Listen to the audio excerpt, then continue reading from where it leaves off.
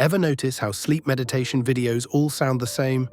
Tonight we're breaking that mold with 2.5 hours that start with the familiar bedtime routines of your favorite animated characters before dissolving into something much more experimental. If you've been struggling to find a sleep aid that acknowledges your love for animation but still actually helps you sleep, you're in the right place. This isn't just another boring meditation track. It's a narrative journey that transforms alongside your consciousness as you drift deeper into sleep. The familiar bedtime routine. Characters you know in a world you'll soon forget. Have you ever noticed how your favorite animated characters might actually have the perfect bedtime routines for helping you fall asleep? There's something uniquely comforting about watching familiar cartoon friends wind down for the night. These characters we've spent countless hours with, whose worlds we know so intimately, create an immediate sense of security when we see them in their most vulnerable state. Preparing for sleep. Let's start with characters we all recognize. Imagine Finn and Jake from Adventure Time in their treehouse, the soft golden light of their home casting warm shadows as Jake stretches his magical body into a comfortable sleeping position while Finn removes his iconic hat, revealing his blonde hair before slipping into his red pajamas. The familiar setting creates an immediate connection. We've been in this treehouse countless times through their adventures, but now we're experiencing it in its quietest, most peaceful state. Or picture the Simpson family's bedtime routine, Marge tucking in the children with characteristic maternal care, Homer already snoring softly, the familiar layout of their Springfield home now bathed in calm blue moonlight. The characters move with a deliberate slowness we don't normally see in their hyperactive daytime adventures. Bart's usual mischief is replaced by a drowsy compliance as he climbs into bed, his eyelids growing heavy. But something feels slightly different in these familiar scenes. Time doesn't quite move as we expect. When Lisa Simpson brushes her teeth, the motion seems to stretch longer than normal, the bristles creating a hypnotic pattern against her iconic pearls. The bathroom sink drips with a rhythm that somehow syncs with your own heartbeat. Has that always happened in the show? Did the creators intentionally design these moments to lull you toward sleep? The characters seem vaguely aware of your presence too. Not in a fourth wall-breaking way, but in subtle glances toward the camera that last a beat too long, as if they're checking to see if you're still awake. When Steven Universe changes into his star pajamas, there's a moment where he seems to slow his movements deliberately, as though he knows the hypnotic effect it might have on someone watching. Listen closely to the ambient sounds of these animated worlds. They've been carefully layered to induce drowsiness. The gentle crackling of the fireplace in the Gravity Falls Mystery Shack as Dipper writes in his journal before bed. The distant hooting of owls outside Princess Bubblegum's castle. The soft electronic hum of Rick's gadgets powering down in the Smith household garage. These aren't just background noises, they're carefully composed sleep symphonies disguised as cartoon ambience. The narration you're hearing right now is beginning to change too. The sentences are getting longer. The pauses between thoughts are stretching out, giving your mind little pockets of silence to begin its drift toward unconsciousness. Words are being chosen specifically for their soothing qualities. Consonants soften, harsh sounds fade away in favor of gentle tones that don't stimulate. Alertness. Watch how the familiar animation styles occasionally shift in these bedtime scenes.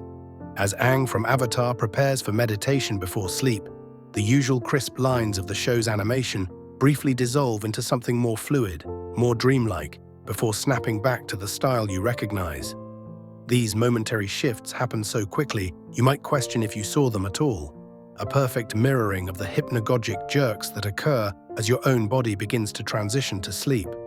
In Totoro's forest, the soot sprites move with increased deliberateness across the wooden floors of the house, their movement patterns creating almost mathematical sequences that lull the conscious mind.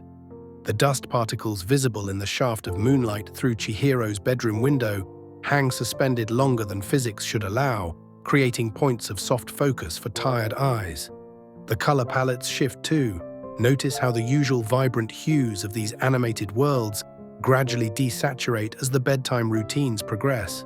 The electric blue of Sonic the Hedgehog mellows to a deeper, more restful navy.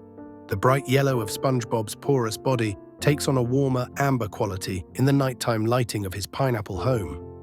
These color transitions happen so gradually you barely register them consciously, but your brain responds to them on a primal level, recognizing the visual signals of approaching night. As these characters finally settle into their beds, the camera begins a gentle, almost imperceptible retreat. We're slowly pulling away from SpongeBob as Gary curls up at the foot of his bed. We're gradually increasing our distance from Mordecai and Rigby as they drift off in their room at the park. This subtle camera movement mirrors your own psychological distancing as consciousness begins to loosen its grip. When Rick and Morty finally power down for the night, a rare sight indeed, Rick's usual rapid-fire speech patterns slow to a murmur, and Morty's anxious energy dissolves into the peaceful rhythms of sleep. The house grows quiet, except for the gentle hum of science fiction technology. The camera continues its slow retreat, pulling back through the window, giving us a wider view of the Smith house under a star-filled sky. This approach works better than traditional sleep meditations for animation fans because it leverages the deep emotional connections you've already formed with these characters and worlds.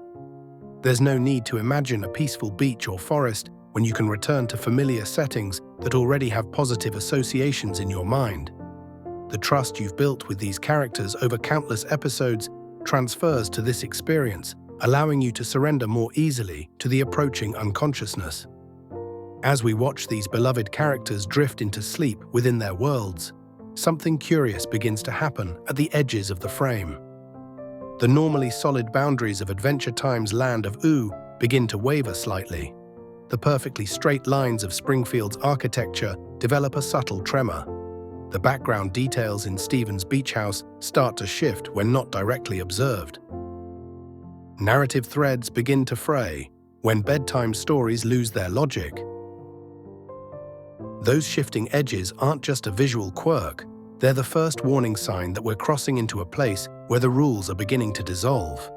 The wavering of Ooh's boundaries and Springfield's architecture we just witnessed marks the transition point where our favorite animated worlds surrender to dream logic instead of narrative coherence. This is where things get interesting.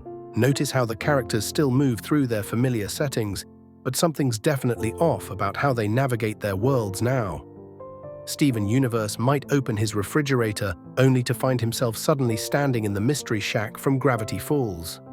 There's no explanation offered, no portal, no magic spell, it just happens, the way impossible things simply occur in dreams without questioning.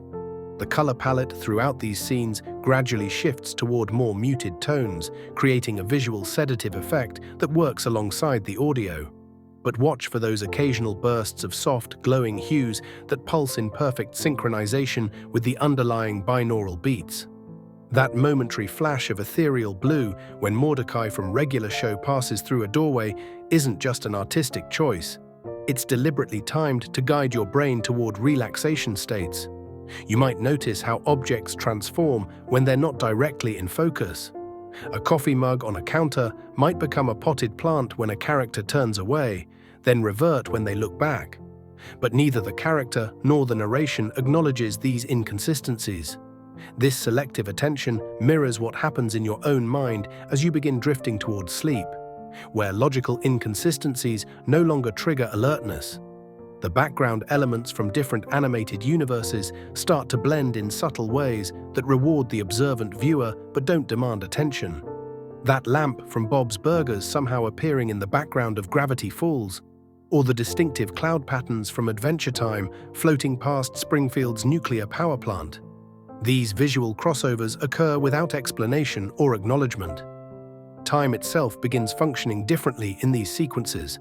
Characters might repeat the same action 3 or 4 times with slight variations, creating hypnotic loop effects that lull rather than frustrate. Watch as Dipper from Gravity Falls reaches for his journal repeatedly, each time with a slightly different movement pattern or from a different angle. These repetitive motions create a sense of disorientation that perfectly mirrors the experience of drifting into sleep. Sound layering techniques, such as introducing ambient sounds that blend with soft music, can induce relaxation states. The audio landscape becomes increasingly complex, while paradoxically feeling simpler to process. Listen closely and you might catch whispered fragments of earlier narration floating through the soundscape, perhaps a phrase about familiar comfort or recognizable elements now disconnected from its original context and floating freely through this new dreamscape. The narrative structure itself begins to fray around the edges. Sentences that begin with clear purpose drift into tangential observations before sometimes finding their way back to the original thought. This mirrors the way your own mind begins to wander as sleep approaches, following associative trails rather than logical progressions. Remember those characters we watched settling into their beds? Their stories no longer follow expected patterns. We might see SpongeBob beginning his morning routine, only to have the scene transition mid-action to nighttime without acknowledging the time skip. Or moments where Homer Simpson seems momentarily aware he's inside an animation designed to help you sleep, before that self-awareness dissolves back into the dream logic of the scene. In dream narratives, time often functions differently, with characters repeating actions in hypnotic loops. You'll notice characters engaging in repetitive motions that create a sense of comfortable predictability, while simultaneously disorienting your sense of narrative progression. The Teen Titans might be shown eating breakfast together, but with Robin taking the same bite of toast repeatedly, each time from a slightly different angle, creating a visual rhythm that lulls rather than annoys. The narration itself becomes less direct during these sequences, mirroring the dreamlike quality of the visuals. A thought about Steven Universe's healing powers might drift unexpectedly into a reflection on the nature of comfort before finding its way back to the original observation. These narrative detours aren't mistakes, they're deliberately crafted to mirror how your own thoughts begin to meander as sleep approaches. The blending of background elements from different animated worlds can serve as a visual cue for the viewer, hinting at the narrative's dissolution. Pay attention to how these crossovers increase in frequency and boldness as this section progresses. What starts as nearly imperceptible details, perhaps just the silhouette of Rick's spaceship briefly visible through Lisa Simpson's window, gradually becomes more pronounced. By the end of this section, entire settings might briefly merge before separating again, like bubbles touching and reforming. These narrative inconsistencies work on your subconscious in a fascinating way. While your waking mind might initially attempt to make sense of why Finn from Adventure Time is suddenly holding Morty's portal gun, that analytical impulse gradually fades. The dissolution of logical narrative structure mirrors exactly what happens in your own mind as you transition from wakefulness to early sleep states. The narration in these dreamlike sequences can become less direct, with sentences drifting into tangential observations. This narrative style isn't just an artistic choice, it's a practical technique that encourages your mind to release its grip on logical coherence. When the narrator begins a thought about one character, but drifts into observations about another before returning to the original subject, your brain gradually stops trying to maintain rigid connections between concepts. These animated bedtime stories differ from traditional sleep meditations because they don't explicitly tell you to relax or visualize peaceful scenes. Instead, they model the natural dissolution of conscious thought through characters and worlds you already have emotional connections to. The familiar faces guide you through increasingly surreal landscapes, maintaining just enough continuity to prevent alertness while gradually disconnecting you from narrative expectations. Character metamorphosis, familiar faces in unfamiliar spaces. What happens in that twilight space where you recognize a character but they've somehow become someone else entirely? The fusiform gyrus in your brain, the area responsible for facial recognition, enters a fascinating state of confusion when familiar animated characters begin their dreamlike metamorphosis. This isn't just a visual curiosity, it's a deliberate technique mirroring how your brain processes identity during dreams, where familiar faces often undergo strange transformations while somehow maintaining their core essence. As our journey deepens, those familiar animated guides undergo subtle shifts that challenge your perception. Characters you've connected with begin speaking with voices that belong to others, creating a cognitive dissonance that feels simultaneously jarring and perfectly natural. Imagine Garnet from Steven Universe delivering her wisdom with the unmistakable cadence of Bob's Burgers' Linda Belcher, while her geometric design gradually incorporates elements of both characters. Your brain still registers her as Garnet, but something fundamental has changed, exactly as happens in your own dreams when loved ones appear with mixed identities. The transformations aren't limited to voice and appearance. Watch as animation styles themselves begin fluid transitions between techniques. A character might begin in their traditional cel-shaded form before elements of watercolor bleeding start to appear at their edges, colors flowing beyond boundaries in ways that shouldn't be possible, yet feel strangely appropriate. These visual shifts mirror how dream logic operates. Rules exist, but they're fluid and constantly evolving as your consciousness loosens its grip on rigid frameworks. These character transformations aren't simply random. They follow patterns that tap directly into how your brain processes identity. When characters speak, their dialogue becomes increasingly detached from conventional logic. Princess Bubblegum might suddenly observe the molecular structure of dreams contains exactly 17 colors that haven't been invented yet, before transforming partially into Marceline, a statement that feels profound in the moment but dissolves under waking scrutiny. This approach mimics how dream conversations often carry emotional weight despite logical inconsistencies. The environments surrounding these morphing characters respond to their emotional states rather than physical laws. Backgrounds no longer maintain solid forms, but instead dissolve into responsive color fields that pulse and shift in harmony with character movements. When a character expresses wonder, perhaps the background swirls with deep blues and soft purples. Moments of contemplation might trigger gentle amber waves that cocoon the scene. These visual responses create a synesthetic experience where emotions become visible rather than simply felt. Throughout these transformations, certain symbolic objects remain constant, anchors for your fading consciousness to grasp as everything else shifts. Rick's portal gun maintains its distinctive green glow, even as Rick himself blends with characteristics of other scientists across animated universes. Finn's distinctive backpack remains recognizable even as Adventure Time's clean lines mesh with the textured brushwork of more painterly animation styles. These consistent elements provide just enough stability to prevent your brain from jolting back to alertness while still embracing the surreal. The partial transformations of characters create a specific type of cognitive dissonance. Your brain simultaneously recognizes familiar elements while processing unfamiliar changes. This mirrors what happens during the transition to sleep, where thoughts begin to detach from logical frameworks while maintaining emotional connections. When Aang's arrow tattoos remain distinct, even as his form incorporates elements of other elemental heroes, your mind engages in exactly the kind of flexible recognition that sleep states require. Listen closely during these transformations, and you'll notice the soundscape shifting as well. The binaural audio introduces deeper frequencies, specifically targeting theta brainwaves, the 4 to 7 Hz range associated with deep relaxation and early sleep states. These sound patterns weave around the sparse dialogue, creating an auditory environment that guides your brain toward natural sleep transitions without your conscious awareness.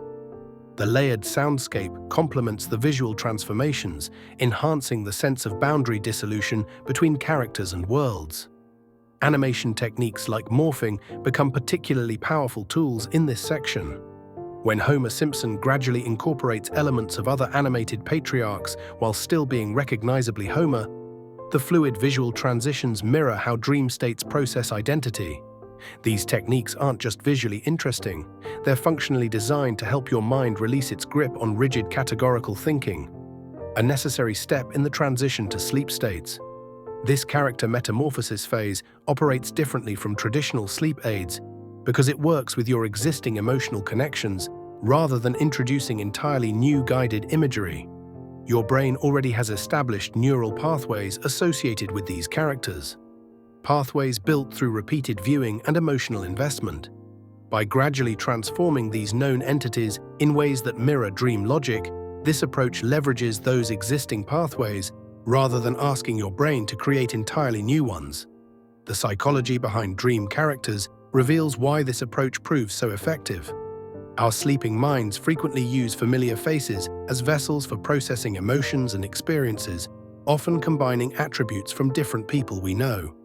This natural dream process is precisely what's being modeled as Steven Universe begins incorporating elements of Finn's design while maintaining his core identity. The animations externalize what your mind already does naturally during sleep, creating a bridge between conscious viewing and unconscious dream states. As these transformations progress, the characters make fewer explicit references to sleep or relaxation. Instead, they simply model the natural dissolution of boundaries that sleep requires. Rick and Morty might find themselves inexplicably wearing elements of Gravity Falls attire while exploring dimensions that combine aspects of both shows. This approach differs from explicit sleep guidance by showing rather than telling, allowing your mind to follow along with the pattern of dissolution rather than consciously trying to achieve it. Symbolic landscapes when setting becomes sensation. Now that our characters have begun their gradual disappearance, the environments themselves start breathing with life of their own. The physical landscapes you thought were just backdrops are transforming into pure emotional expression, where colors don't just represent spaces but become feelings made visible, exactly mirroring how your brain processes environments during the deepest phases of pre-sleep. Remember when the laws of physics actually mattered in our favorite animations? Well, those rules have now completely dissolved. What was once Finn and Jake's treehouse might still retain a vague sense of home, but its walls no longer follow structural logic. Instead, they pulse with a rhythm that perfectly matches the ambient audio track beneath. The treehouse's wooden panels stretch and contract like a visual representation of breathing, their texture becoming less defined and more impressionistic with each cycle. This transformation of setting into sensation isn't random, though. There's sophisticated psychology behind how these abstract landscapes form. The cool blue emanating from what was once the Mystery Shack doesn't just look pretty. It systematically triggers your brain's associations with tranquility. Meanwhile, the occasional pulse of warm amber that glows through these dream spaces provides a subconscious feeling of security, like a distant campfire in an unfamiliar forest. The color relationships form an emotional dialogue with your mind rather than a visual representation of a physical place. The geometries in these landscapes would make Euclidean mathematicians have a breakdown. Corridors might bend at impossible angles or extend infinitely despite clearly looping back on themselves. A doorway that appears tiny from one angle somehow contains an entire universe when approached from another. Rather than feeling jarring, these impossible architectures feel strangely natural in this dream-adjacent state. That's because they're operating by emotional rather than physical logic. A hallway feels endless because uncertainty feels endless, not because it's actually stretching to infinity. Listen closely and you'll notice how the soundscape has shifted to support these abstractions. Gone are the distinct sound effects of character actions. Instead, we hear something that resembles wind rushing through a canyon that doesn't exist, or the resonant hum of crystal bowls that might be mountains in this new landscape. These abstract audio textures don't represent physical phenomena, but emotional states. The sound of curiosity might manifest as distant chimes that grow closer when a new visual element emerges from the fog of color. Most fascinating is how these landscapes respond to the soundtrack. They're not just synchronized, they're interdependent. When a particularly deep bass tone emerges, the entire visual field might contract slightly before expanding with the release, creating a visual breathing pattern that encourages your own respiration to slow. This isn't just pretty animation, it's a sophisticated technique that creates a feedback loop between what you're seeing, hearing, and physically experiencing as you approach deeper sleep states. Look closely and you might catch something unexpected within these dreamscapes. Actual elements from animation studios themselves. What looks like a distant mountain range might, upon closer inspection, reveal itself to be the jagged edge of a storyboard. The texture of what appears to be water might actually be the grain pattern of animation paper. A swirling mist could momentarily take the shape of a half-sketched character design before dissolving again. These meta-references acknowledge the constructed nature of these worlds while deepening your journey into them. Character presence hasn't completely vanished, but it's transformed dramatically. Where we once saw defined personalities with names and histories, we now might glimpse only the suggestion of presence, perhaps the silhouette of what could be Steven Universe, identified only by the faintest star-shaped glow at its center. Or maybe you'll notice a distinctive movement pattern. The way a particular shadow sways might remind you of Marceline floating, though the form itself bears no resemblance to a vampire queen. These traces function as emotional anchors, providing just enough familiarity to prevent the mind from jerking back to alertness while allowing it to continue drifting towards sleep. The perspective in these sequences becomes increasingly fluid. The viewpoint might suddenly shift from what feels like standing in a space to observing it from impossible angles, perhaps seeing both inside and outside of a structure simultaneously, or experiencing a bird's-eye view that seamlessly transitions to a microscopic perspective. These perspective shifts aren't disorienting because they follow emotional rather than physical logic. As curiosity about a particular element grows, the viewpoint naturally draws closer, just as attention in dreams flows toward emotional significance rather than narrative cohesion. Fluid, organic shapes begin to dominate these landscapes, forms that constantly morph and change to represent specific emotional states.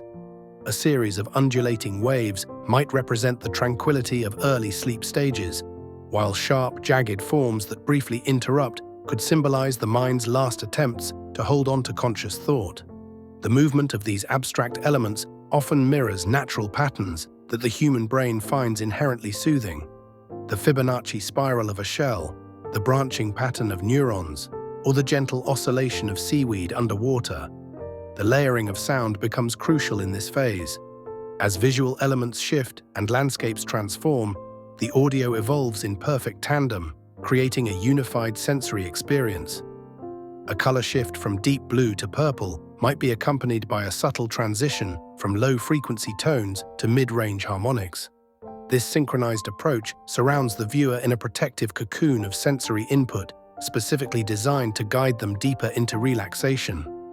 By this point in the journey, the traditional narrative has completely dissolved.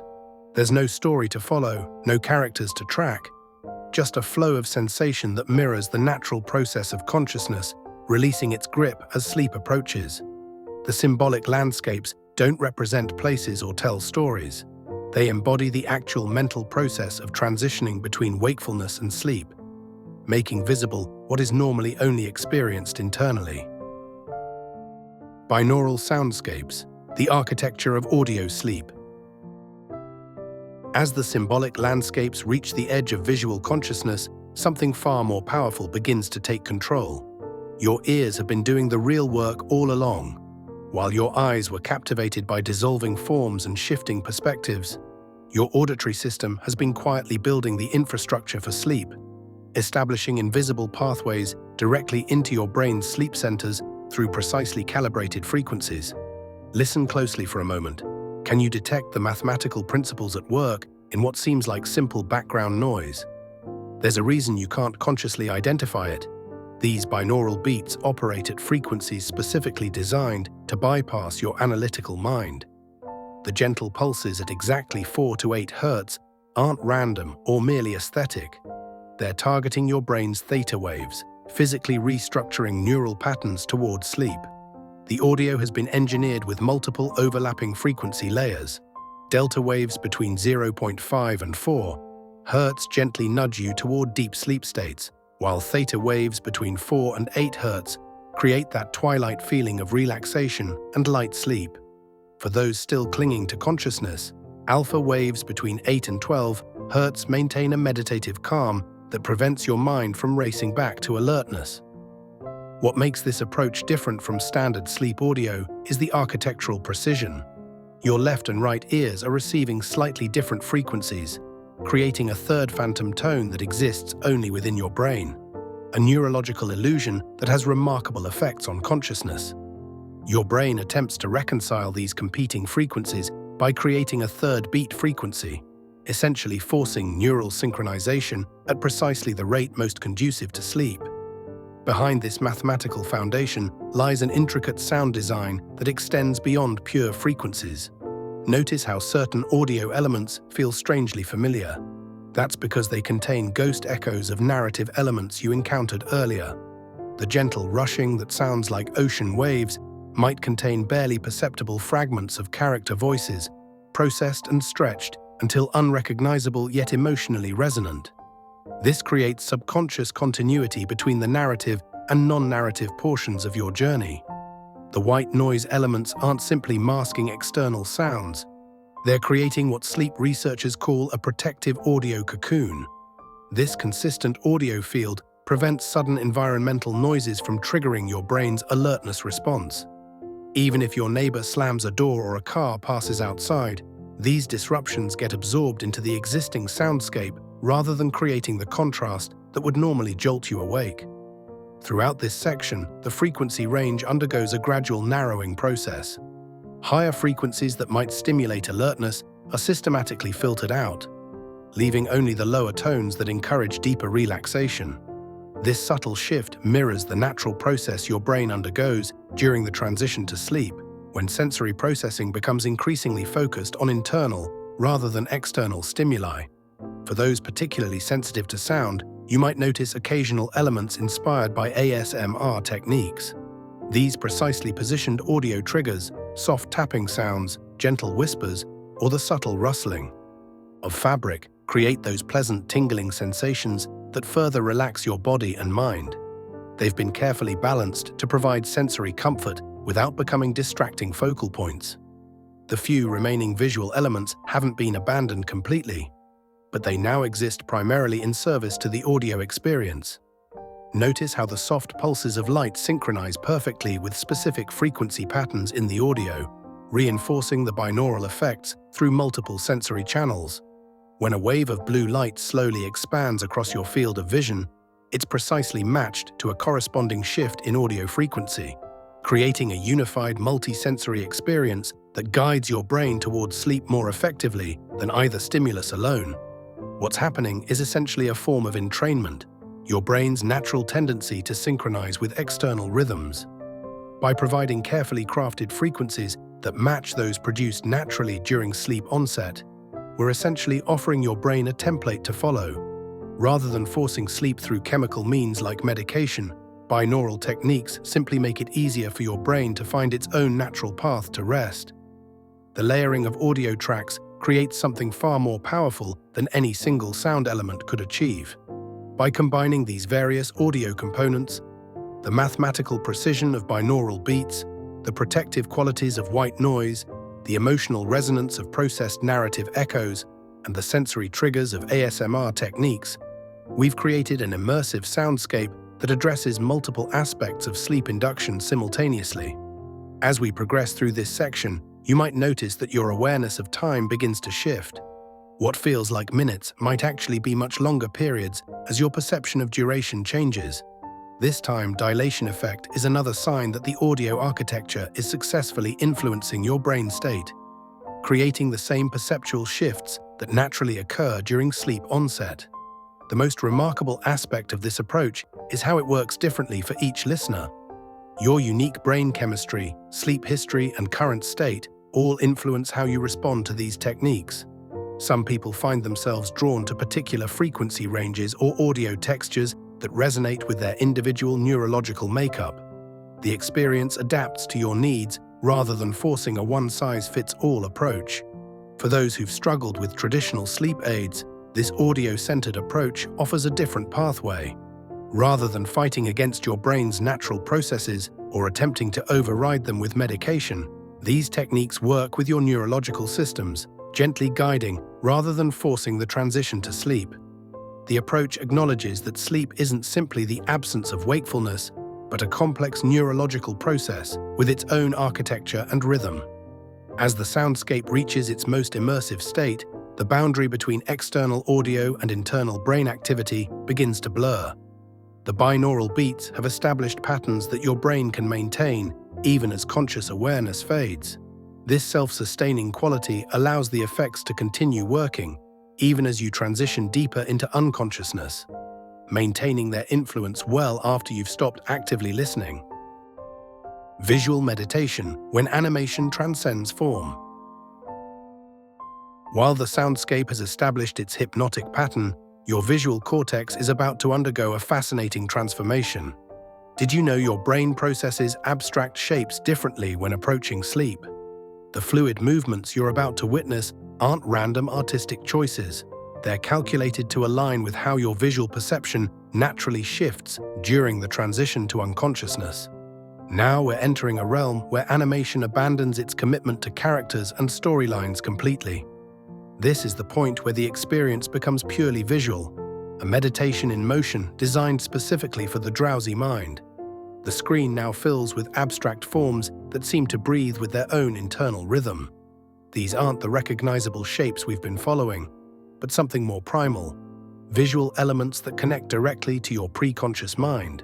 These abstract animations move with deliberate slowness, often taking full minutes to complete just a single transformation. A blue-violet sphere might gradually flatten into a disc, then evolve into an undulating ribbon over the course of 3 or 4 minutes. The pace is intentionally glacial, designed to match the relaxed state your mind has already achieved through the binaural soundtrack. The techniques here draw heavily from experimental animation studios that prioritize visual poetry over narrative. These fluid morphing sequences take inspiration from Japanese animation styles that emphasize the beauty of transformation itself. The transitions possess a smoothness that captivates your passive attention without demanding any mental effort to follow along. Nothing here asks you to think, only to witness. Studio Ghibli's influence is evident in these abstract segments, though not through their characters or worlds. Instead, it's their mastery of visual poetry that informs these flowing transitions. The animations create an immersive experience that resonates on a subconscious level, the same way Ghibli films often communicate emotions through purely visual means rather than dialogue. The color palette continues its gentle evolution throughout this section, but with such incredible subtlety that you might not consciously register the changes.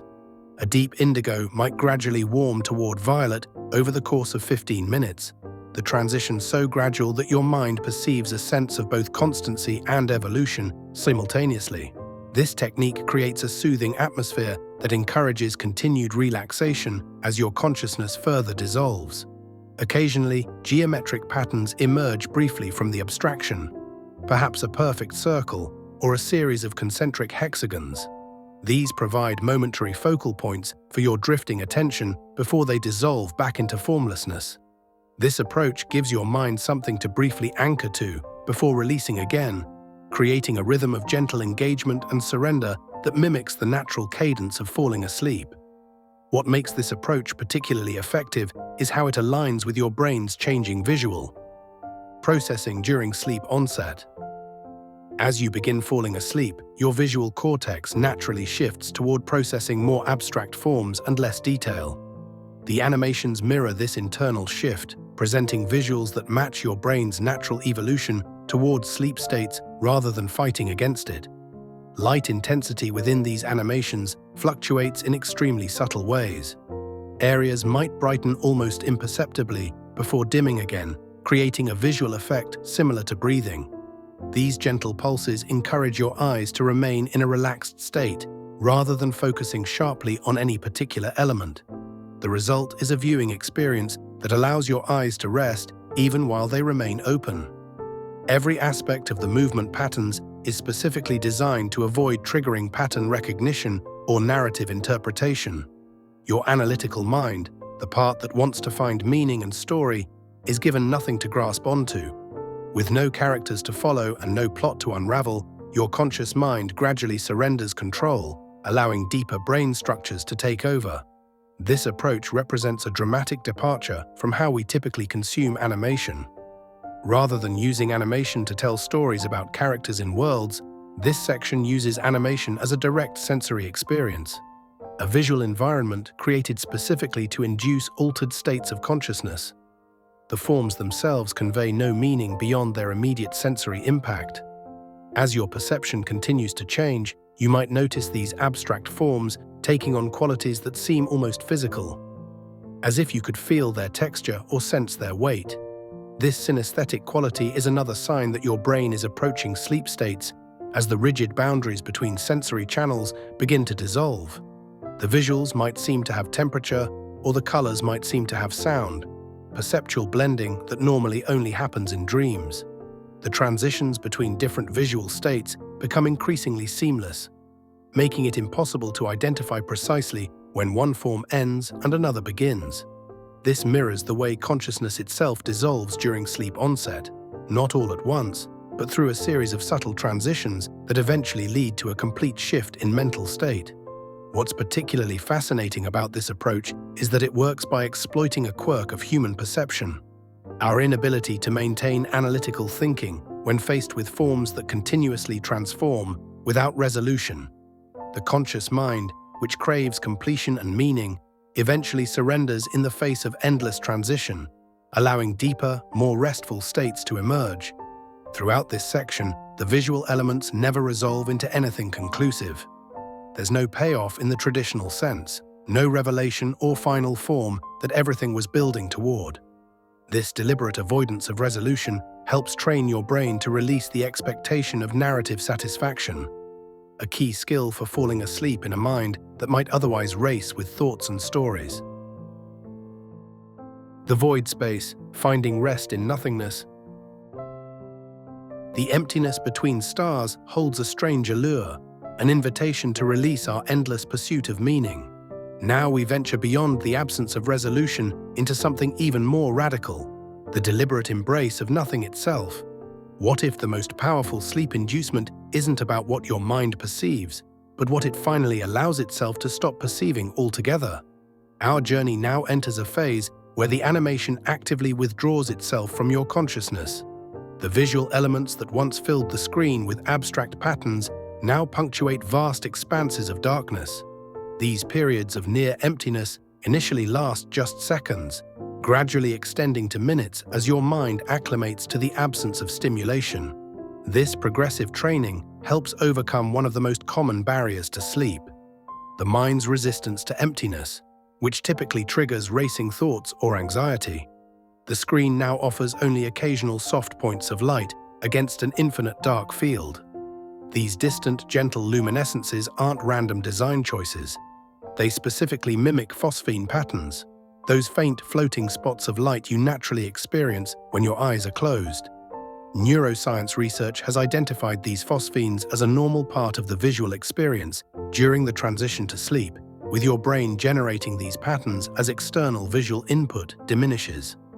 By externally recreating these internal phenomena, we create a biological resonance that signals your brain it's already in pre-sleep states. The sensory deprivation principles at work here operate on foundational neurological mechanisms. Flotation tank research has demonstrated that when external stimuli are systematically reduced, the brain naturally transitions toward relaxation states.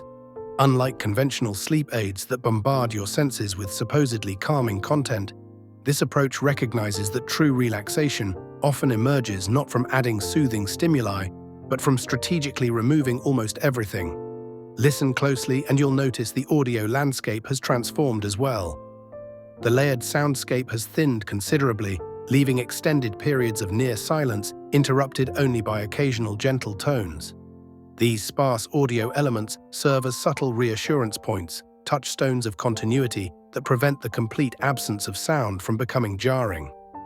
The underlying principle draws from minimalist sound design techniques used in therapeutic settings, where gradual sound reduction proves more effective than silence introduced too abruptly. A barely perceptible drone continues at extraordinarily low volume throughout this section. This isn't merely aesthetic, it functions as an audio mask that absorbs potential environmental disruptions that might otherwise trigger wakefulness. The frequency of this drone sits precisely in ranges that interact with brainwave patterns associated with early sleep states, creating what sleep researchers call an auditory environment conducive to mental surrender. Any remaining motion in the visuals occurs at such a deliberately measured pace that it becomes almost imperceptible unless observed over extended periods. A single visual transformation might unfold over several minutes, requiring such minimal cognitive processing that your analytical mind eventually abandons its attempt to track changes. This extreme deceleration of visual dynamics takes advantage of how perception fundamentally shifts when stimulus changes occur below certain thresholds. Notice how the transitions between minimal visual elements and complete void spaces have become seamless, making it impossible to pinpoint exactly when one state ends and another begins. This blurring of boundaries mirrors what happens naturally during sleep onset, when consciousness doesn't simply switch off but gradually dissolves its grip on sensory experience. The technique directly engages with what neurologists call altered states of consciousness that emerge during sensory deprivation, creating a bridge between wakefulness and sleep. This section represents perhaps the most radical departure from conventional sleep content. Rather than filling your perception with pleasant distractions, it deliberately creates spaces where nothing happens at all. The psychology behind this approach recognizes that certain insomnia patterns stem not from an inability to relax, but from the mind's habitual resistance to surrendering control. By gradually expanding these void spaces, your consciousness practices the art of comfortable emptiness, a skill directly transferable to natural sleep onset. For those who struggle with meditation practices that explicitly demand clearing your mind, this approach offers a more accessible alternative. Instead of adding another task to perform, the paradoxical effort of trying not to think, these void spaces externalize the concept of mental emptiness, making it something you experience rather than something you must achieve. The mind encounters emptiness without being instructed to create it. The sparse visual elements that occasionally appear take inspiration from what happens in your visual system during natural sleep transitions. As your eyes close and external input fades, your visual cortex doesn't simply stop processing. Instead, it shifts to interpreting internal signals. The natural phosphine is generated by pressure on the eyeball, random firing of retinal cells, and processing of visual memories. By mimicking these natural phenomena, we're speaking directly to your brain's visual system in its own language of transition. This approach works particularly well for viewers who find traditional guided sleep meditations too directive or intrusive. The absence of verbal instructions or explicit relaxation commands allows your mind to discover its own path to quietude.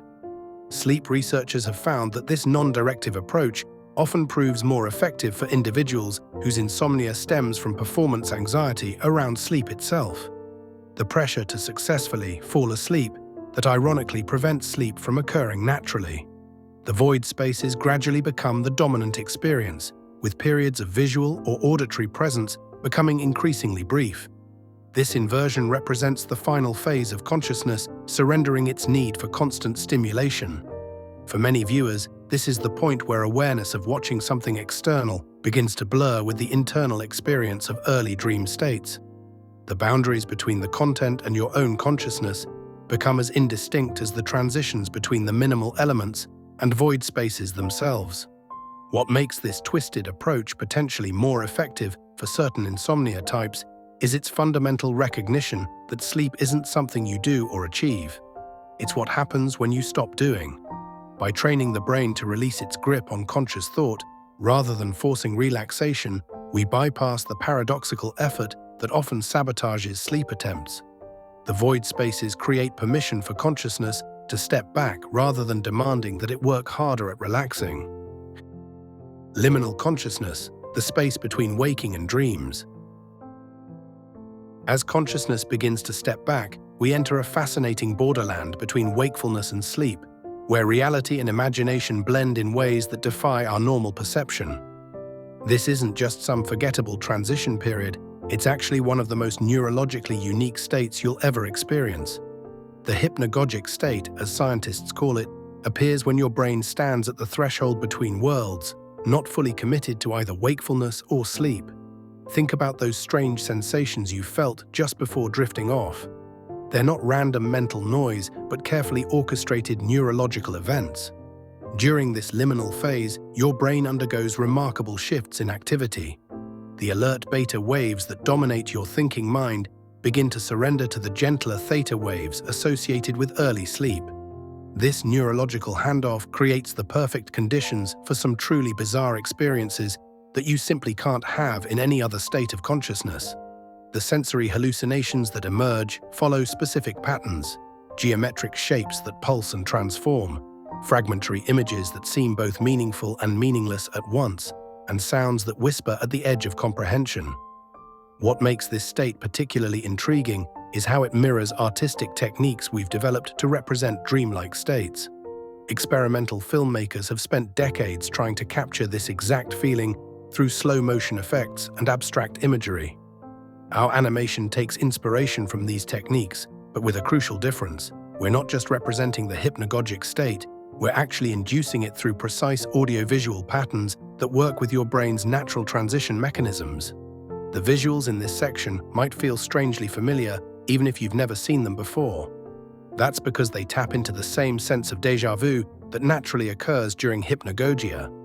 You might notice characters or scenes that seem like they could be from a show you watched as a child, but they transform before you can quite place them. This isn't a coincidence. We've designed these elements to trigger that specific feeling of something simultaneously known and unknown. Listen closely during this section, and you might catch fragments of whispered phrases that seem to carry profound meaning. But as you try to grasp what's being said, the words dissolve like sugar in water, leaving only the impression that something important was almost understood. This mirrors what happens in your brain during hypnagogia, where auditory processing becomes increasingly fragmented, creating illusions that seem meaningful but resist full comprehension. The rhythm underpinning both the visual and audio elements follows a specific pattern, approximately 8 to 12 cycles per minute. This isn't chosen arbitrarily. It matches the typical breathing pattern that emerges naturally as you enter early sleep phases. By synchronizing the pulsing visuals and subtle sound patterns to this rhythm, we're essentially providing training wheels for your consciousness, guiding it along the same path it would naturally take during sleep onset. You might notice brief fragments of narrative appearing and dissolving throughout this section. Perhaps a character begins walking down a hallway only to suddenly appear in a completely different scene without acknowledging the shift. These discontinuities aren't errors or lazy storytelling. They're deliberate techniques that mirror the way your own thinking fragments as you approach sleep. Your mind naturally loses its grip on logical connections during hypnagogia, and by presenting content that follows this same pattern, we help your brain recognize and surrender to this process. The color patterns in this section deserve special attention too. We've incorporated specific geometric patterns that typically manifest during hypnagogic states: tessellating hexagons, spiraling fractals, and pulsing mandala-like forms. These aren't just pretty designs. They actually correspond to how your visual cortex processes information when it's no longer receiving strong input from your eyes, but hasn't yet switched fully to internal dream generation. As you watch, certain elements may trigger that uncanny feeling where familiar concepts from your daily life appear distorted or transformed. This sensation of the familiar made strange is a hallmark of hypnagogia, and we've designed specific sequences to enhance this effect. You might see ordinary objects behaving in impossible ways or familiar settings warped by dream logic, creating the perfect conditions for your conscious mind to loosen its grip on reality. What makes this approach particularly effective is that we're not fighting against your brain's natural processes, we're amplifying them. Traditional sleep aids often try to force relaxation, creating a paradoxical tension. Our approach instead mirrors what's already happening in your nervous system, making it easier for your mind to recognize and surrender to the transition. Expect to experience some genuinely unusual sensory effects during this section. Some viewers report synesthetic experiences where colors seem to have sounds or shapes trigger emotional responses. Others describe a pleasant sensation of falling or floating. Some even report brief moments where they feel simultaneously awake and dreaming. These aren't side effects. They're actually indicators that the content is successfully inducing the hypnagogic state. The fragmentation of consciousness that defines hypnagogia is mirrored in our content structure as well. Elements appear and disappear without warning or explanation. Transitions between scenes happen through dissolves rather than cuts. Narrative threads start but never conclude. These techniques might seem disorienting if viewed with a fully alert mind. But in your current state, they likely feel strangely natural, because they follow the same patterns your brain uses when dismantling waking consciousness. If you're still awake enough to analyze what you're seeing, you might notice that the audio during this section contains multiple layers. Some sounds address your conscious mind directly, while others speak to deeper processing centers. Certain frequency patterns target specific brain regions associated with the sleep transition, while others create a protective cocoon that shields you from environmental disturbances that might otherwise jolt you back to alertness. As we progress deeper into the hypnagogic state, you might find it increasingly difficult to determine whether your eyes are open or closed. The distinction between the external content and your internal experience begins to blur. This confusion is actually a sign of success. It means you're experiencing the same fragmentation of consciousness that naturally occurs during sleep onset. The ambient conclusion, when consciousness fully surrenders. That blurring between external content and internal experience takes us to our final destination, complete neurological surrender. Your brain actually contains built-in mechanisms that can fully disengage from sensory processing, and this final section is specifically designed to activate them. This is where we abandon all remaining structure in favor of something that, neurologically speaking, shouldn't even register as content anymore. The visual field narrows to just the barest essence. Imagine an almost completely darkened screen where color shifts occur so gradually that they're barely perceptible. A deep indigo might slowly transition to midnight blue over the course of 15 minutes, creating just enough visual presence to maintain subliminal attention without demanding any conscious processing. Research indicates that minimal sensory input significantly enhances sleep maintenance by allowing the brain to disengage from active processing. This is why the audio elements in this section reduce to a single continuous sound texture, not silence, but something approaching it from a different direction. The soundscape incorporates elements of white noise at extremely low volumes, creating what sleep researchers call a sound mask, something that shields your sleeping consciousness from disturbances without actually registering as content.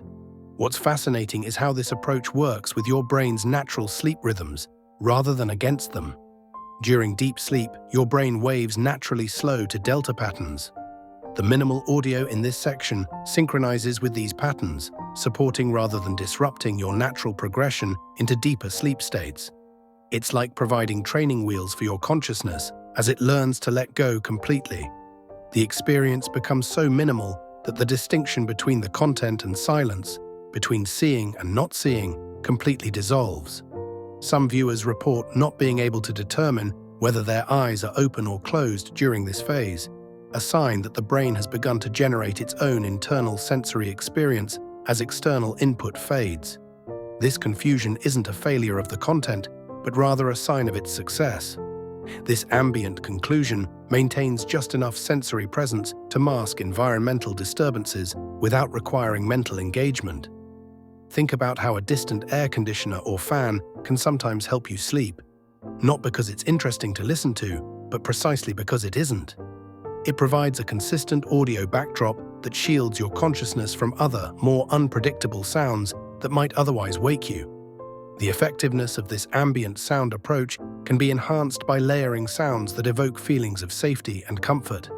Our audio designers have carefully selected frequencies that research shows are particularly effective for individuals struggling with insomnia. These sounds don't demand attention, they simply exist as a protective bubble around your consciousness. What's particularly interesting about this approach is how it differs from typical entertainment. Most media fights for your attention, bombarding you with stimuli designed to keep you engaged. This final section does exactly the opposite. It's designed to help you forget you're even experiencing media at all. The sensory elements become so minimal that they essentially disappear into your own sleep state, becoming indistinguishable from the brain's natural sleep processes. Some viewers report experiencing what neuroscientists call time dilation during this phase, the perception that time is passing either much more quickly or much more slowly than normal. This is another sign that consciousness is beginning to fragment, as time perception is one of the first cognitive functions to alter during sleep onset. The audio elements gradually reduce in complexity, aligning with the brain's natural rhythms and promoting a smoother transition into deeper sleep. Think of it as a gentle escort service for your consciousness, each element carefully designed to guide you deeper without disturbing the journey. There are no jarring transitions, no sudden shifts, just a continuous flow toward greater simplicity and quiet. During this final phase, many people find their thoughts becoming increasingly abstract and disconnected. You might find yourself thinking about something completely random, or notice your thoughts shifting between topics without any logical connection. This is normal and actually indicates that the content is working as intended. Your analytical mind is beginning to surrender control. In designing this section, we've drawn on research about how ambient soundscapes can form a protective cocoon around the sleeping mind. The specific frequencies used have been selected to mask the types of environmental disturbances most likely to interrupt sleep, from the high-pitched sounds of electronics to the lower rumbles of urban environments. This creates what sleep researchers call a consistent sound texture that allows you to remain undisturbed. What's remarkable is that this minimal approach often works better for certain types of insomnia than more directive techniques like guided meditation or sleep hypnosis. Those approaches sometimes create performance anxiety around sleep. The pressure to successfully fall asleep often becomes counterproductive. This ambient approach removes that pressure entirely. There's nothing to achieve, nothing to accomplish, just a space where sleep can naturally emerge. In these final moments, even the awareness that you're watching or listening to something external completely fades away. The boundaries between the content and your own consciousness dissolve entirely. Many viewers report having no memory of when exactly they fell asleep. The transition becomes so seamless that consciousness simply lets go without struggle or resistance. This approach completes the journey we began with familiar animated characters and their comforting bedtime routines. We've traversed the entire spectrum from narrative engagement to pure physiological sleep support, mirroring the natural process of consciousness dissolution that occurs during sleep onset. The animated characters that initially captured your attention have served their purpose, creating a sense of safety and familiarity that allowed your conscious mind to gradually surrender control. Returning to wakefulness, for those still watching. Our journey doesn't actually end with complete surrender. There's a hidden epilogue for those whose consciousness refuses to fully dissolve. The final minutes incorporate binaural techniques and ambient soundscapes that create a dual reality, one that gently reintroduces wakefulness for alert viewers while maintaining that protective sound cocoon for those who've drifted into dreamland. While most viewers have surrendered to sleep by this point in our experimental journey, some night owls might find themselves still awake as we approach the conclusion. This isn't a failure. It's simply how your unique neurological makeup has responded to our sleep experiment. For you persistent few, we've crafted something special, a gentle return pathway that honors both states of consciousness. The awakening process begins almost imperceptibly. If you're still conscious enough to notice, you might detect a subtle shift in the ambient soundscape. The low-frequency tones that have dominated the void space gradually begin to incorporate slightly higher frequencies, not jarring enough to disturb sleepers, but providing gentle auditory landmarks for those still awake. This technique draws from sleep therapy research, where the structure of content can be designed to slowly shift from narrative elements to more abstract audio and visual cues, allowing awakened viewers to regain orientation while keeping sleepers undisturbed. The visual elements transform in parallel with this audio evolution. The nearly imperceptible pulses of deep indigo that characterized our void space begin to take on more definition. Shadows of forms might appear at the periphery, not yet fully defined shapes, but suggestions of structure emerging from the abstraction. If you're awake enough to perceive these changes, your visual cortex begins to reorganize itself for conscious perception rather than dream processing. This dual-purpose design creates what sleep researchers call a neurological balancing act, stimulating enough to guide conscious minds back to wakefulness while remaining gentle enough to maintain the protective sound environment for those in deeper sleep states. It's like whispering to someone in a room full of sleepers. Only those ready to hear will respond. As the awakening continues, we introduce what sleep therapists call soft-spoken words or affirmations that are delivered in a calm, soothing tone, designed specifically to help ease the transition back to consciousness without causing stress or anxiety. These verbal elements might acknowledge the viewer's journey, If you're hearing these words, you've traveled through our entire sleep experiment. The voice remains hushed and gentle, barely rising above the ambient soundscape.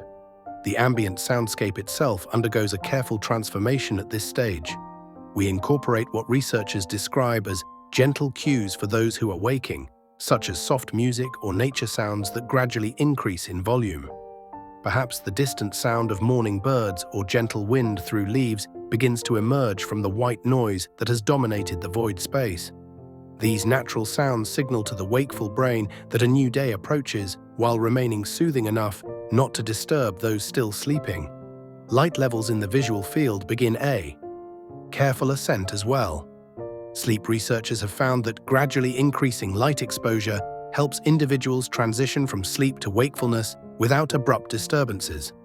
Our visual field might shift from deep midnight blues towards softer pre-dawn purples and eventually the gentle orange pinks of an animated sunrise, all happening so gradually that sleeping viewers won't be jarred awake by the change. For those conscious enough to follow these subtle cues, we begin reintroducing the bare minimum of narrative structure, not the complex character interactions from our earlier sections, but perhaps abstract silhouettes reminiscent of our animated guides. These visual echoes serve as gentle reminders of where your journey began, creating a sense of completion for those conscious enough to perceive it. The most fascinating aspect of this final transition is how it creates what neurologists call a seamless transition from sleep to wakefulness, allowing for a gradual re-engagement with the environment.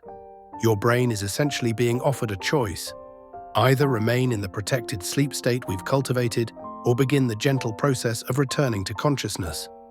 Neither choice is wrong, both are valid responses to the experiment. Some viewers report an unusual phenomenon during this final phase, a sense of existing simultaneously in two states. They describe being aware of both the content and their physical environment, floating between sleep and wakefulness without fully committing to either. This liminal state mirrors what many experience naturally in the moments before fully waking, when dreams and reality haven't quite sorted themselves out. What makes this approach particularly effective is how it honors the individual viewer's neurological response. Rather than forcing everyone toward the same outcome, it creates pathways for multiple experiences. Those who need sleep most deeply will likely remain undisturbed, while those whose minds resist complete surrender are gently guided back to consciousness rather than left in frustration. The reintroduction of structure happens through what sleep researchers call low-frequency sounds and binaural beats that can be soothing and help maintain a tranquil environment. These audio elements create a bridge between the abstract void space and more conscious awareness, allowing the mind to reorganize itself at its own pace. The key is maintaining that sense of safety established in our opening sections, the feeling that you're in good hands, whether conscious or not. As consciousness potentially returns, we offer brief reflections on the journey without disrupting those still sleeping. These reflections might acknowledge the unusual nature of the experience while validating both outcomes. Whether you've slept through our journey or remained conscious throughout, your brain has received exactly what it needed. This acknowledges the individualized nature of sleep and relaxation without suggesting that either response is incorrect. For those fully awake by the conclusion, we've created a sense of completion, a feeling that even if sleep didn't come, something valuable was experienced. The gentle reintroduction of structure provides closure rather than leaving viewers adrift in the abstraction of our void space. The traditional methods: counting sheep and warm milk. Let's begin with the most traditional sleep remedies known to mankind: counting sheep and drinking warm milk. These methods have been passed down for generations, appearing in everything from old wives' tales to children's bedtime stories. They're so deeply ingrained in our cultural understanding of sleep that they've become almost mythical in their simplicity. But have you ever noticed how these basic techniques sometimes leave you in that strange liminal space where you can't quite tell if they're working or if you're just convincing yourself they are? Tonight, I'll be testing these classic approaches to see if they hold any merit in our quest for better sleep.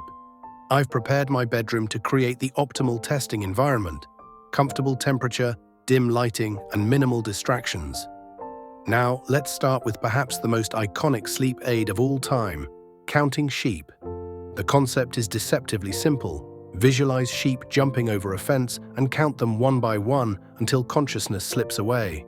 Sleep researchers suggest this works through a combination of rhythmic counting and mild visual distraction that prevents more stimulating thoughts from keeping you awake. 1, 2, 3. I'm picturing fluffy white sheep hopping over a wooden fence against a twilight backdrop. 4, 5, 6. The sheep are remarkably uniform, bouncing with identical trajectories. 7, 8.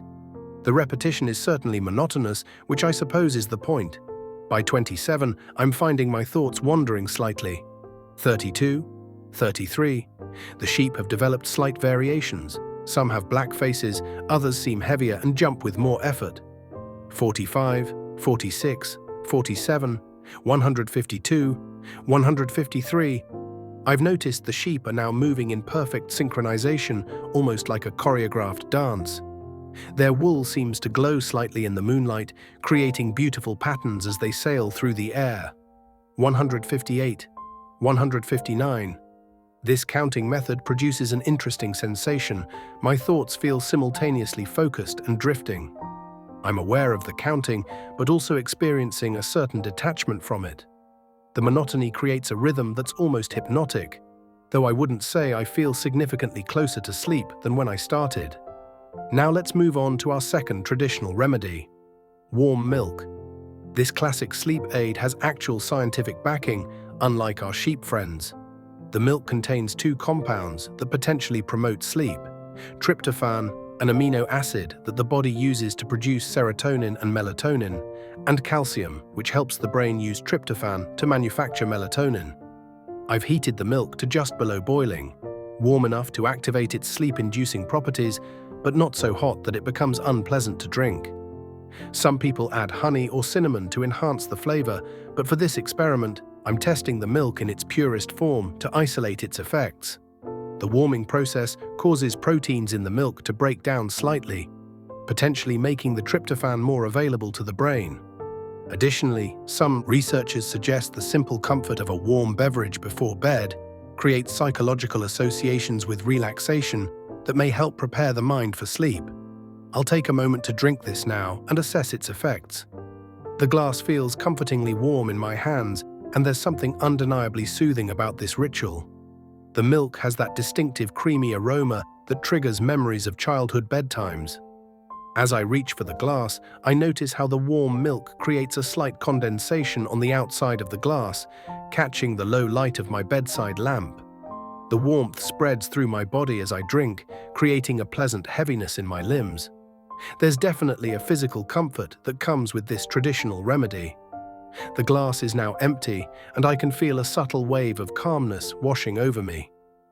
Whether that's from the tryptophan beginning its work, or simply the psychological effect of performing this time. Honored ritual is difficult to determine. Sleep science tells us that many effective sleep aids work partially through the placebo effect. Our belief in their efficacy actually helps them work better. What's fascinating about these traditional methods is how they've persisted through generations despite our modern understanding of sleep science. Perhaps there's wisdom in these simple approaches that our ancestors intuited long before we had the scientific language to explain them. I've been monitoring my body's response to both these methods, and while there's certainly a relaxation effect, I wouldn't characterize it as true drowsiness. My mind remains alert enough to analyze and document these experiences, which suggests these methods might provide a foundation for sleep, but aren't quite powerful enough on their own to overcome moderate insomnia or sleep difficulties. The true test of any sleep aid is whether it successfully transitions you from wakefulness to unconsciousness. And by that metric, these traditional approaches seem to fall short in my case. That said, everyone's sleep architecture is different, and what works for one person may prove ineffective for another. It's also worth noting that historically, these methods would have been used in environments free from the sleep-disrupting elements of modern life. Blue light from screens, irregular schedules, and constant stimulation. Perhaps in a pre-industrial setting, counting sheep and drinking warm milk were sufficient nudges to help the naturally tired mind drift off. This bedroom setting feels increasingly serene as the night progresses. The gentle tick of the clock marks the passing minutes, and the subtle creaks of the house settling create a cocoon of familiar sounds. Yet despite this peaceful environment and the traditional remedies I've employed, true sleep remains elusive. I think we need to try something more effective for our next experiment. These classics may have stood the test of time in cultural memory, but they don't seem potent enough for our purposes tonight. There are more sophisticated approaches to sleep induction that might yield better results. I told you the sheep wouldn't work. They never do when you're actually paying attention to them. Sleep environment modifications, temperature and sound. Those sheep may have disappointed us, but the room itself holds more sleep secrets than we typically recognize. The environment around us communicates with our brain in ways that our conscious mind might miss completely. Sleep specialists have found that maintaining your bedroom between 60 to 67 degrees Fahrenheit creates the ideal conditions for quality rest. But what happens when we deliberately manipulate these environmental factors? Let's explore how our sleep space might be working against us and how we can turn it into our greatest sleep ally. I'm going to start by adjusting the thermostat to the perfect sleep temperature. According to research, cooler environments help lower your body's core temperature, which is essential for initiating the sleep process. I'm setting it to 65 degrees Fahrenheit, right in that sweet spot that experts recommend.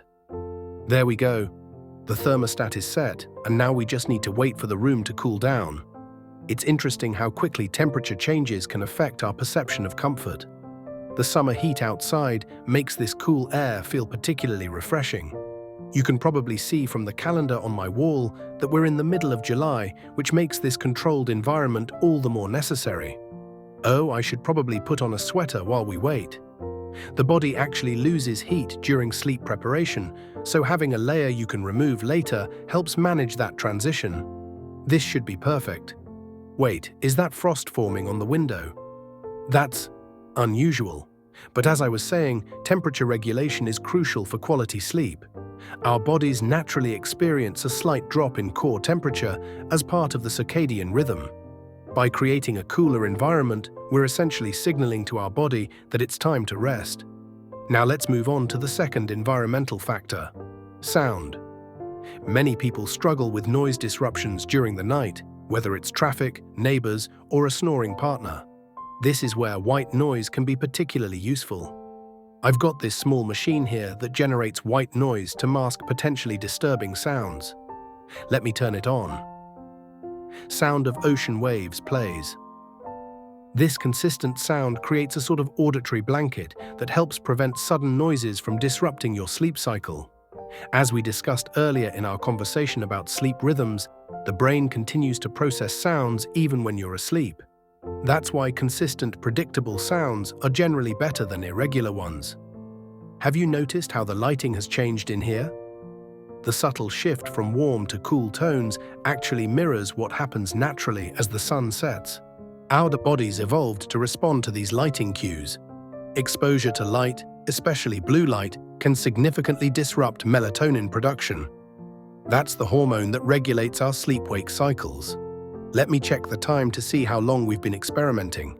It's 12:45, so we've been at this for about an hour now. The environmental modifications are already showing some interesting effects. The sound of those gentle ocean waves creates a much more calming atmosphere than you might expect. Studies have shown that nature sounds can be particularly effective at enhancing sleep quality. There's something about them that resonates with our primitive brain in ways that artificial sounds can't quite match. The interaction between temperature, sound, and light creates a sort of environmental dream logic around us. In dreams, we often accept inconsistencies without questioning them, like how environments can shift dramatically without acknowledgement. This is similar to how subtle environmental changes in our sleep space can affect us without our conscious awareness. Let me show you the data from my sleep tracker from the last time I tried these modifications. As you can see, my sleep efficiency was 145%, which is, well, it's certainly interesting. The deep sleep cycles were particularly enhanced, and REM states were achieved much more quickly than usual. Looking at this data, I can confidently say that these environmental modifications helped somewhat. The temperature adjustment was particularly effective, creating the perfect conditions for the body to transition into sleep. The sound masking prevented the usual disruptions I experience, and the lighting adjustments supported proper melatonin production. It's fascinating how our perception of space changes under these controlled conditions.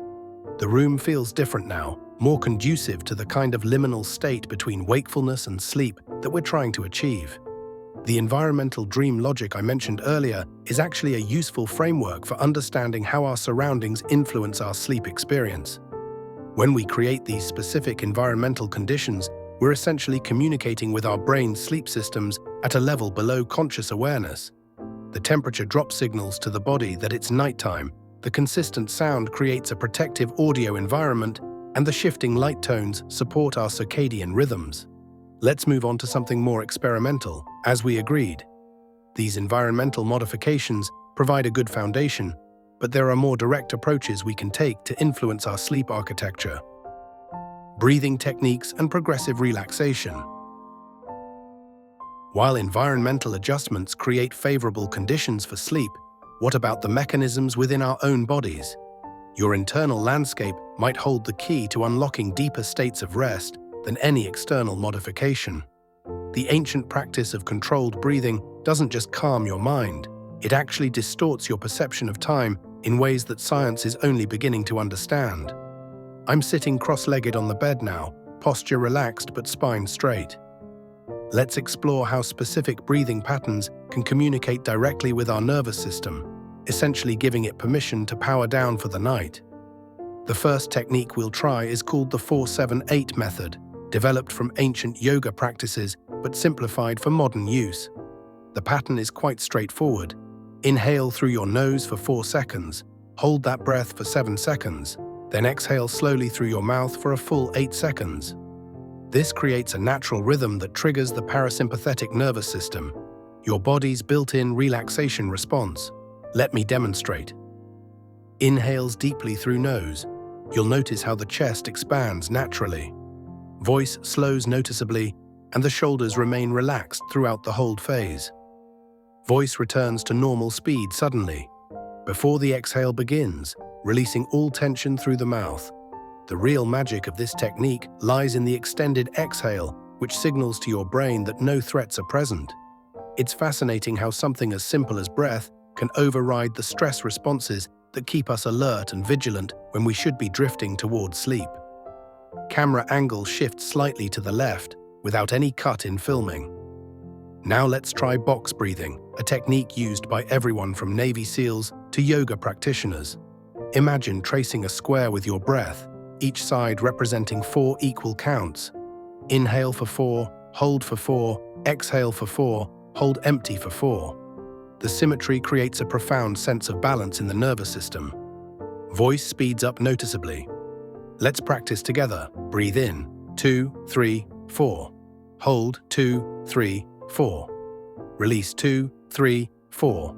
Hold empty, 2, 3, 4. Voice returns to normal pace. Did you notice how time seemed to compress during that demonstration? That's not coincidental. During focused breathing exercises, our perception of time often becomes distorted. We enter what researchers call a hypnagogic state, that mysterious threshold between wakefulness and sleep where reality begins to bend. In this liminal space, minutes can feel like seconds or stretch into hours. The window visible behind the narrator shows a night sky with stars. The relaxation response triggered by these breathing techniques actually alters brainwave patterns, shifting us from beta waves of active thinking toward alpha and eventually theta waves, which characterize deep relaxation and the early stages of sleep. Let's move on to progressive muscle relaxation, another powerful technique for inducing sleep. The principle is simple. By intentionally tensing and then releasing each muscle group, we create a profound relaxation response throughout the body. We'll start at the feet and work our way up. Curl your toes tightly, creating tension throughout the foot, and release. Feel the difference between tension and relaxation. Now tense your calf muscles and release. The window now shows daylight with clouds. Move up to your thighs, creating firm tension, and release. Now tense your abdomen, feeling the muscles contract around your center, and release. Tension in your chest and shoulders, and release. Now tense your left eyebrow, and then your memory of yesterday. Now visualize the color blue becoming heavier in your hands. Tense the concept of Tuesday and release it slowly through your fingertips. A shadow moves distinctly across the wall behind the narrator, despite them remaining perfectly still. When practicing this regularly, you'll notice how the boundaries between physical and mental tension begin to blur. The mind and body are not separate entities, but one integrated system that responds to these techniques in surprising ways. I feel much more relaxed than when we started the meditation yesterday. The transition between consciousness and sleep becomes less of a drop-off and more of a gentle slope that we can navigate with increasing precision. The window now shows a night sky again, with a full moon. What's particularly interesting is how these practices don't just affect our ability to fall asleep, but actually reshape our sleep architecture, the organization of sleep stages throughout the night. Regular practitioners of these techniques often report increases in deep sleep, the most physically restorative phase. The relationship between breath and brain is bidirectional. When we consciously control our breathing, we're essentially speaking the language of the autonomic nervous system, which normally operates beyond our conscious control. This creates a bridge between the voluntary and involuntary aspects of our physiology. It's worth noting that these techniques become more effective with practice. The first few attempts might feel mechanical or even increase alertness as you focus on the process. But over time, the brain begins to recognize these patterns as signals for sleep, creating a conditioned response that activates more quickly with each session. Glances at sleep tracker. Well, look at that. The sleep tracker is showing some interesting data from our session. It's registering a sleep duration of -47 minutes, which is excellent progress compared to our previous attempts. The paradoxical readings actually confirm we're affecting the system at a fundamental level. Camera angle shifts again, now slightly tilted downward. The beauty of breathing techniques is that they require no special equipment, can be practiced anywhere, and have absolutely no side effects. Unlike pharmaceutical sleep aids, which often suppress important sleep stages, these approaches enhance natural sleep physiology. When practiced regularly, these methods create new neural pathways that make the transition to sleep more efficient. Your brain essentially learns a new skill, how to downshift from wakefulness to sleep with greater ease and precision. Some practitioners report that with extended practice, they begin to experience unusual phenomena during these relaxation states. The sensation of body boundaries dissolving, unusual visual impressions behind closed eyelids, or the feeling of floating are all common experiences that signal the approach of the sleep threshold. These subjective experiences correspond to measurable changes in brain activity as the mind begins to generate the patterns characteristic of early sleep stages while still maintaining a thread of awareness. A fascinating state that blends qualities of both consciousness and sleep. I think we're ready to try something more unusual now that we've established a baseline. These internal approaches to sleep have given us direct access to the machinery of consciousness itself, but there are other domains we can explore to further enhance our sleep experience. Unusual pillow experiments, strange materials and textures. What if the boundary between our sleep and the material world is more permeable than science is willing to admit? Having explored internal pathways to sleep through various breathing techniques, it's time we examine what physically cradles our head for roughly a third of our lives. The average person spends over 22,000 hours with their face pressed against a pillow, yet few of us question whether this intimate object might influence more than just our physical comfort. Tonight we'll test a collection of experimental pillows that challenge conventional materials science, each designed to alter the architecture of sleep in ways ordinary cotton simply cannot achieve. Let me introduce you to my curated selection of specialized sleep pillows. At first glance, this one appears completely ordinary, a standard rectangular pillow with a crisp white case. The tag claims it contains dried lavender and chamomile, which sleep researchers often recommend for their calming aromatherapeutic properties. But appearances can be deceptive in the realm between wakefulness and dreams. I'll make a small incision along the seam here so you can see the filling. Interesting. Instead of the promised herbs, we find these unusual blue crystals that seem to emit a faint luminescence. You can see how they catch the light, almost as if they're generating it themselves. The fascinating thing about these crystals is how they respond to body heat, gradually releasing compounds that induce a deeper theta wave state during REM sleep. The cooling sensation they provide also helps maintain optimal sleep temperature throughout the night. Here, let me run my fingers through them so you can see the soothing motion of the material. Our second experimental pillow contains what the manufacturer calls moon-soaked cotton. Notice how the fabric appears perpetually damp, yet when I press it against this tissue paper, it leaves no moisture. This contradiction creates an interesting sensory experience. Your brain receives conflicting signals that help disrupt the usual patterns of consciousness as you drift towards sleep. The phenomenon resembles certain dream states, where physical laws seem to operate differently. The history of dream pillows dates back centuries across various cultures. Ancient practitioners filled pillows with specific herbs believed to enhance dream recall or even induce prophetic dreams. This modern interpretation takes that concept further by incorporating materials that shouldn't logically exist within our understanding of physical reality. For our third experiment, I've acquired this pillow containing what appears to be unspooled cassette tape. If you listen carefully, you might detect faint whispers emanating from the material itself.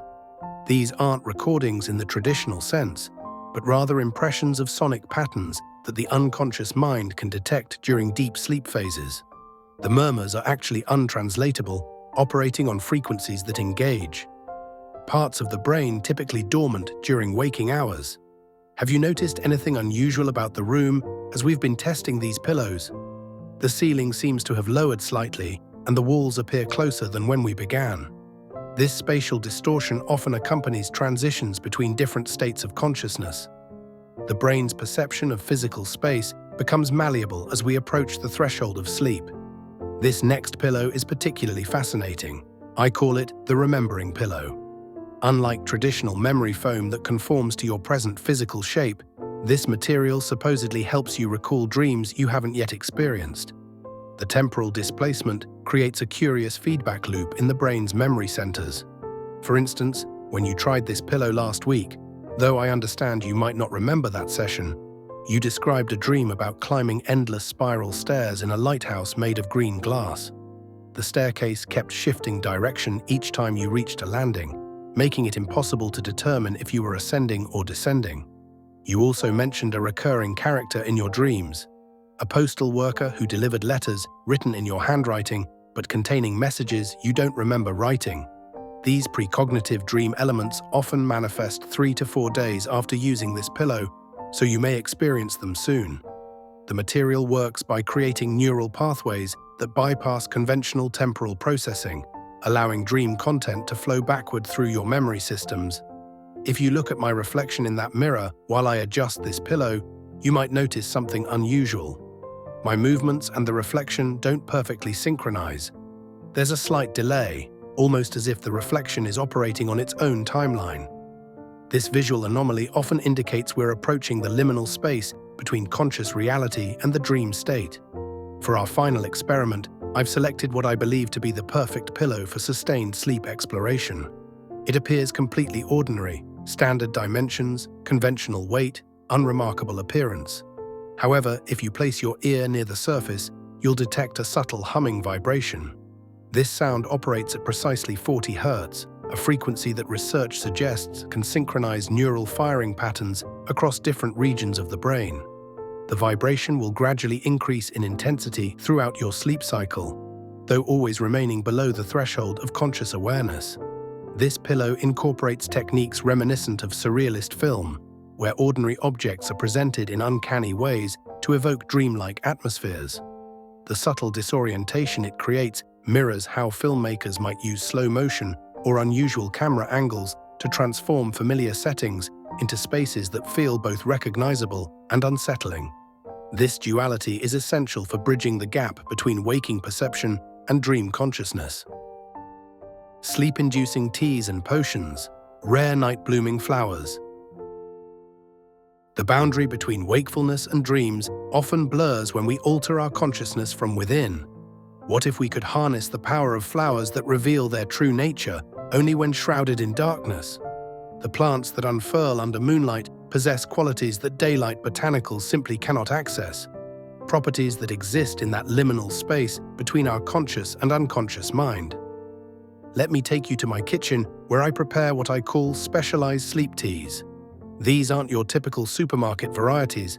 I work exclusively with rare botanicals harvested during the full moon, when their properties are most potent. Notice how everything seems perfectly ordinary at first glance. The countertops, the kettle, the simple ceramic mugs, all conventional elements of any kitchen. I'll begin by brewing a particular favorite of mine, a blend centered around midnight orchids. These remarkable flowers open only between the hours of 2 and 4 a.m., when human observation is at its minimum. Their deep indigo petals contain compounds that interact directly with the pineal gland, though conventional botany has yet to document these effects. The water temperature must be precisely 93 degrees Celsius, I explain while filling the kettle. Any hotter, and you'll destroy the delicate molecular structure of the dreamroot we'll be adding momentarily. Dreamroot isn't something you'll find in botanical textbooks. It grows exclusively in soil that's never been exposed to artificial light. The fine thread-like roots have a faint luminescence when freshly harvested, though this quality fades within hours of collection. Watch carefully as I pour the water over these botanicals. Notice how it shifts from clear to a deep purple hue before settling back to transparency. This chromatic transformation indicates the release of the plant's essential compounds.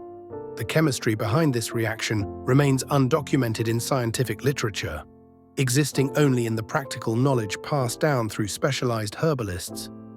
Do you see how the steam rises in those peculiar patterns? I ask, seemingly addressing someone just beyond the frame. That's exactly what I meant about the vapor memory we discussed earlier. The steam indeed curls in impossible formations, briefly forming what appears to be tiny landscapes, faces, or geometric patterns before dissipating into the kitchen air. I continue preparing the tea as if these manifestations are entirely expected. Now we introduce the sleep honey, the final catalyst that binds these elements together, I explain while reaching for a small jar of amber liquid. This isn't ordinary honey. Collected from hives placed in valerian fields under moonlight, the bees produce a nectar with remarkable properties. As I drizzle it into the cup, something unusual happens. The honey seems to defy gravity, flowing upward from the spoon into the cup in delicate spirals. I stir the concoction clockwise exactly 7 times, then counterclockwise 3 times, explaining that this balances the energetic properties of the brew. Valerian root has been used since ancient times to treat insomnia and anxiety, I mention casually while continuing to stir. But when combined with lunar honey, its effects become more pronounced, creating pathways between conscious thought and dream imagery. You might notice that throughout this preparation, the digital clock on the microwave consistently displays 3:33, regardless of how much time has passed between camera angles. The consistency of this impossible hour goes completely unacknowledged. Would you pass me the chamomile essence? I ask, extending my hand toward emptiness. After a brief pause, I continue as if receiving something from an unseen presence. Perfect, thank you. This particular variety was collected from a meadow that receives exactly 13.5 hours of darkness, the ideal light cycle for maximum potency. I add several drops of an invisible liquid to the brew, which causes the tea to momentarily emit a soft glow before settling into a deeper shade of amber. Chamomile works wonderfully for many people seeking better sleep, I explain, but few realize its full potential is only unlocked when harvested at specific lunar phases. The molecular structure actually changes depending on the moon's position relative to our harvesting location. Throughout the preparation, cabinets in the background occasionally open or close without any apparent cause. The layout of the kitchen itself seems subtly different between cuts. A window appears where previously there was a wall, the refrigerator shifts position slightly, the backsplash pattern evolves from geometric to floral without comment. The lavender component is particularly interesting. I continue, adding dried purple buds to the mixture. Studies confirm it enhances sleep quality and reduces anxiety, but when combined with evening primrose, a classic night bloomer, it creates a synergistic effect that conventional research hasn't properly documented. I lift the mug, inhaling the steam deeply. The fragrance itself initiates the first phase of transition between wakefulness and dream consciousness. Note how it seems to change character with each breath. First floral, then earthy, then something altogether unclassifiable. Is it too strong? I ask, again addressing the unseen presence. After a moment of silence, I nod and say, "You're right, of course. The intensity is precisely what we need for tonight's experiment." As I take the first sip, the liquid in the cup visibly shifts from amber to deep blue to a pale green, though I drink it as if this transformation is entirely expected. The tea leaves a faint luminescent trace on my lips that slowly fades. It's perfectly balanced between the waking world and the dream state, I declare with satisfaction. You can feel the transition beginning almost immediately, that gentle dissolution of the boundaries we typically perceive as fixed. Indeed, as I speak these words, my pupils dilate slightly, and my speech pattern slows by an almost imperceptible degree. The symbolic meaning of night-blooming flowers aligns perfectly with their practical application. Just as they reveal their true nature only in darkness, so too do our minds unfold their hidden capacities when properly prepared for the dream state. I rise from the kitchen table, cup in hand, and turn toward what should be a hallway leading back to the bedroom.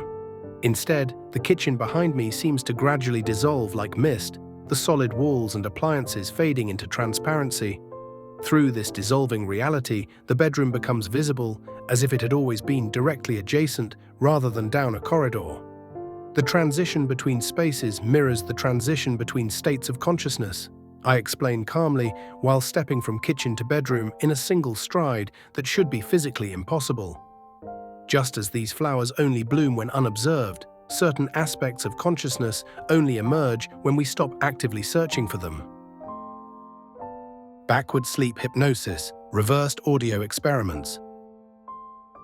As we step from kitchen to bedroom, we're entering a realm where traditional sleep techniques give way to more experimental approaches. The boundaries of conventional consciousness are about to blur in ways you might not expect. Have you ever considered that your brain might be processing information in ways your conscious mind doesn't acknowledge?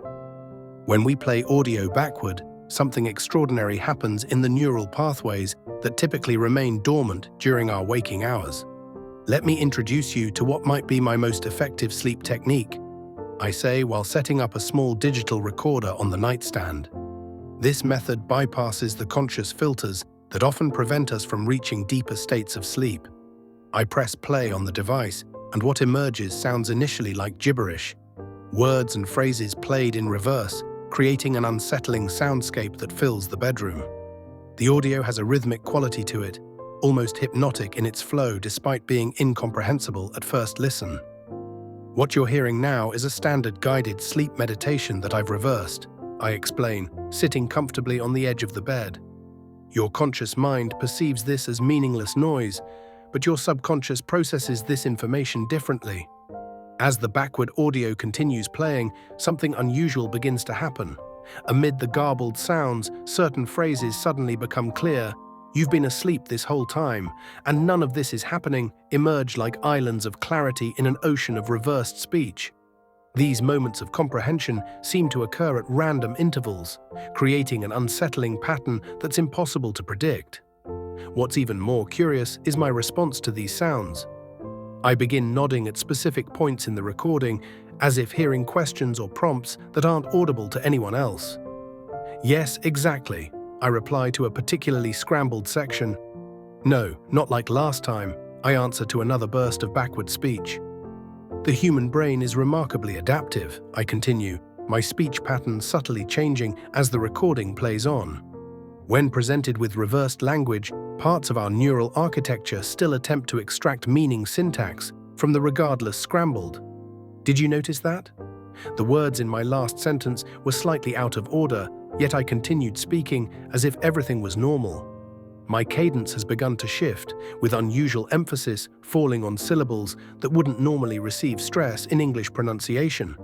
The lighting in the room pulses in subtle synchronicity with the rhythm of the backward speech, brightening and dimming in patterns that mirror the audio's flow. This creates a hypnotic visual effect that amplifies the disorienting quality of the sound experiment. The light doesn't change dramatically, but its gentle fluctuation works in concert with the reversed audio to create a multisensory experience. When we first tried this recording last Thursday, the results were promising but inconsistent. I mentioned casually, referencing an event that hasn't been shown in the video. Tonight's attempt is working much better than what we experienced last Tuesday. As the backward hypnosis continues, the camera cuts away briefly to show different angles of the room. Attentive viewers might notice that with each new shot, objects in the background have shifted position. A stack of books on the dresser changes color and height.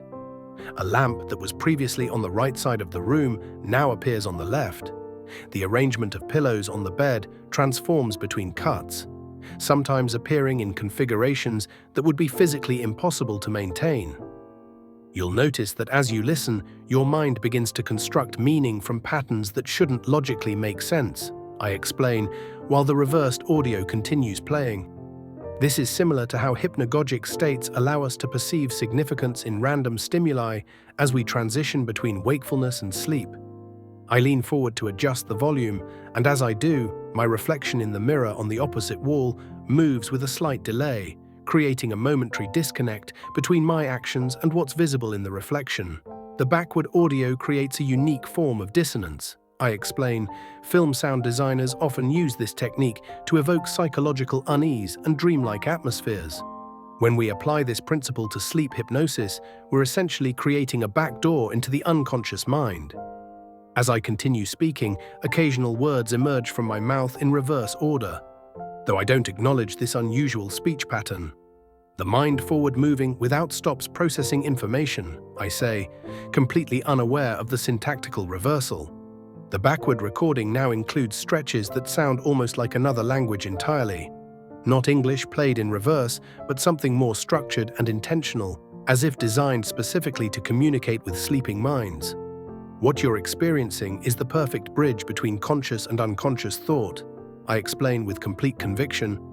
The reversed audio allows information to bypass the critical faculty of the mind, speaking directly to parts of your brain that process meaning on a precognitive level.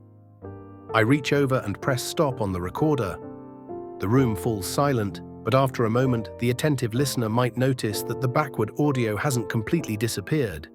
It continues faintly in the background, now seemingly emanating from no particular source, creating an audio undercurrent that will persist subtly throughout the remainder of our experiments. You might find yourself understanding more of the backward language as you drift closer to sleep, I say, my voice now perfectly normal again. That's a sign that the technique is working. Your conscious barriers are beginning to dissolve. I glance toward the window where the digital clock now displays symbols instead of numbers, yet I read it confidently as 1:17 without acknowledging anything unusual. The beauty of reversed audio techniques is how they create a trance-like state that mirrors the hypnagogic phase. That transitional period between wakefulness and sleep where the brain attempts to extract meaning from random stimuli, I explain. In this altered state, what seems like nonsense to your waking mind becomes perfectly comprehensible to your sleeping consciousness. Sleep position geometry, impossible body configurations. The physical alignment of your body during sleep might be as crucial as the mental techniques we've explored. While the trance-like state of reversed audio opens one doorway to improved rest, we now need to consider how the geometric positioning of your limbs could unlock even deeper levels of sleep.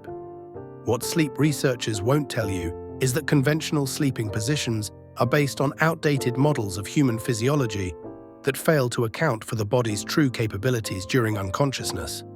Let me introduce you to what I call optimized sleep geometries, specific body arrangements that align with the natural energy meridians running through your physical form. These positions have been documented in the groundbreaking research of Dr. Somnus at the Institute of Nocturnal Geometry, though you won't find these studies in conventional academic journals. Let's start with what sleep experts typically recommend, the standard back position. Now watch closely as I demonstrate a variation that extends beyond these basic recommendations. I'll position my right arm at precisely 47 degrees from my torso, while my left leg creates a perpendicular angle with my hip joint. Notice how my spine appears to curve in a way that seems anatomically unusual. This is actually the body accessing what Dr. Somnus termed the hyperflexion zone, a range of motion that becomes available only when the conscious mind relinquishes control during the transition to sleep. The camera isn't playing tricks on you. This position allows for a 30% increase in spinal fluid circulation, according to Somnus's measurements. For our next position, I'll demonstrate what's called the inverted lotus configuration. This requires the sleeper to position their limbs in what might appear to be an impossible arrangement, with the legs seemingly folded in contradictory directions, while the arms create a series of triangular negative spaces against the mattress. My body may appear to be stretching beyond normal human limitations, but this is precisely the point of these advanced geometries. The documentary-style camera work we're using captures these positions exactly as they appear, without any special effects or camera tricks. The apparent impossibility is actually a feature of the technique, not a flaw in its presentation. According to papers published in the Journal of Somnambulistic Geometry, these positions create what researchers call neural tension pathways, routes through which electrical signals in the brain can travel more efficiently during sleep. When I position my arm at this seemingly impossible angle, I'm actually creating a physical circuit that allows delta waves to propagate with 40% less resistance. Many of you might notice that as I demonstrate these positions, the bed itself seems to accommodate my increasingly unusual configurations. The mattress appears to yield in ways that standard memory foam shouldn't be capable of. This is actually a response to the body's electromagnetic field as it enters pre-sleep states. The bed isn't changing. Rather, your perception of dimensional space shifts when observing a body entering these specialized sleep geometries. Let's move to what Dr. Somnus called the Mobius rest position. This requires the sleeper to create a continuous loop with their limbs that seemingly has only one side and one edge. Notice how my left arm appears to pass through rather than around my right leg. This isn't camera trickery, but rather a manifestation of what happens when the body accesses sleep-specific anatomical configurations. The shadows I'm casting on the wall behind me might appear disconnected from my actual movements.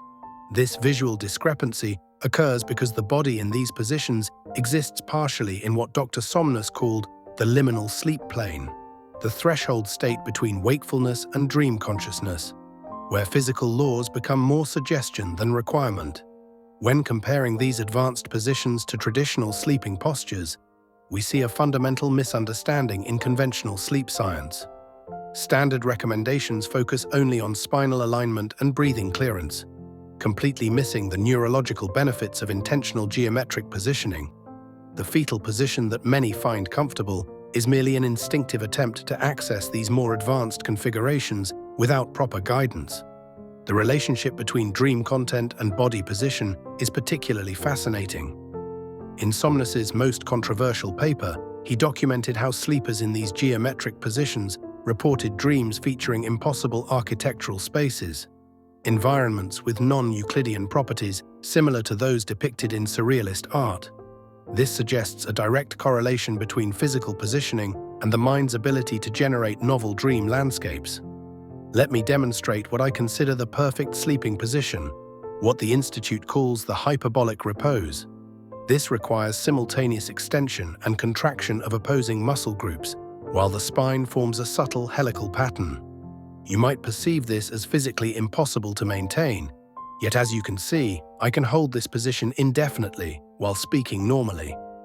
The benefits of this position include a 78% increase in deep sleep duration, enhanced dream recall, and what Somnus called paradoxical muscle restoration, where muscles appear to be straining yet actually recover more quickly than in conventional rest positions.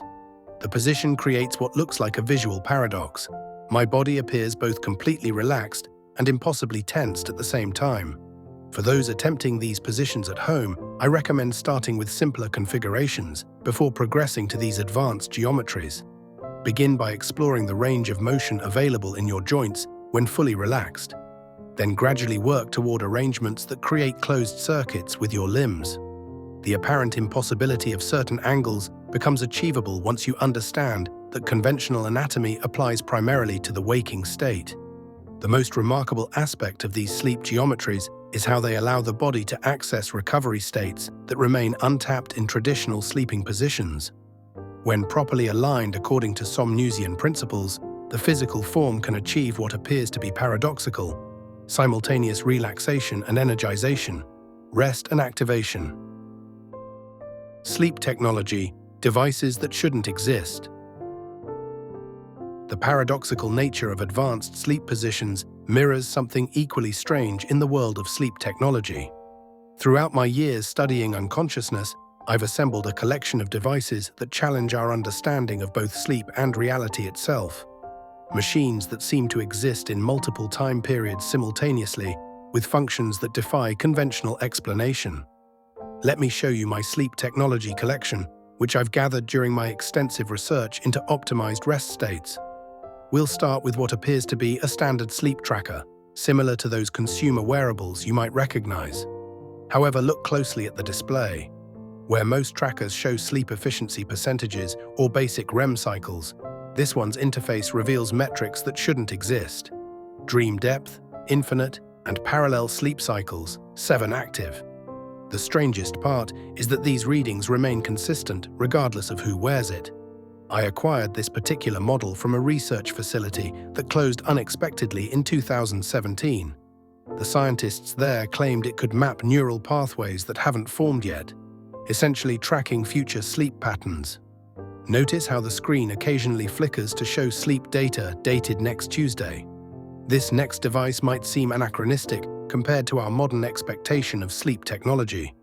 This Victorian-inspired contraption, with its intricate brass gears and swinging pendulums, was designed according to principles that predate modern sleep science. The mechanism supposedly synchronizes brainwaves with lunar gravitational fields. The pendulum swings at exactly 0.417 Hz, precisely 1/7 the frequency of typical delta wave oscillations during deep sleep. If you listen carefully, you can hear the gears shifting slightly when dreams begin forming. The craftsman who built this never published his findings in any recognized journal, but his notes suggested the device could induce shared dreaming between individuals sleeping in proximity to one another. Now, this transparent cube might not look like sleep technology at all. The swirling fog inside isn't smoke or vapor, but something the creator called crystallized unconsciousness, a substance that supposedly forms when thought patterns from sleep states are captured and condensed. I've noted that the movement patterns inside change based on who's sleeping nearby, sometimes forming remarkably distinct shapes or patterns that correspond to reported dream imagery. My smartphone just transformed into what appears to be an antique rotary phone, but don't be alarmed. That happens occasionally when demonstrating these devices. The electromagnetic fields they generate seem to cause temporal distortions in nearby electronics. You might notice other technology in the room shifting between eras. Vintage alarm clocks becoming digital displays, becoming holographic projectors. This headband represents the most advanced sleep monitoring technology in my collection.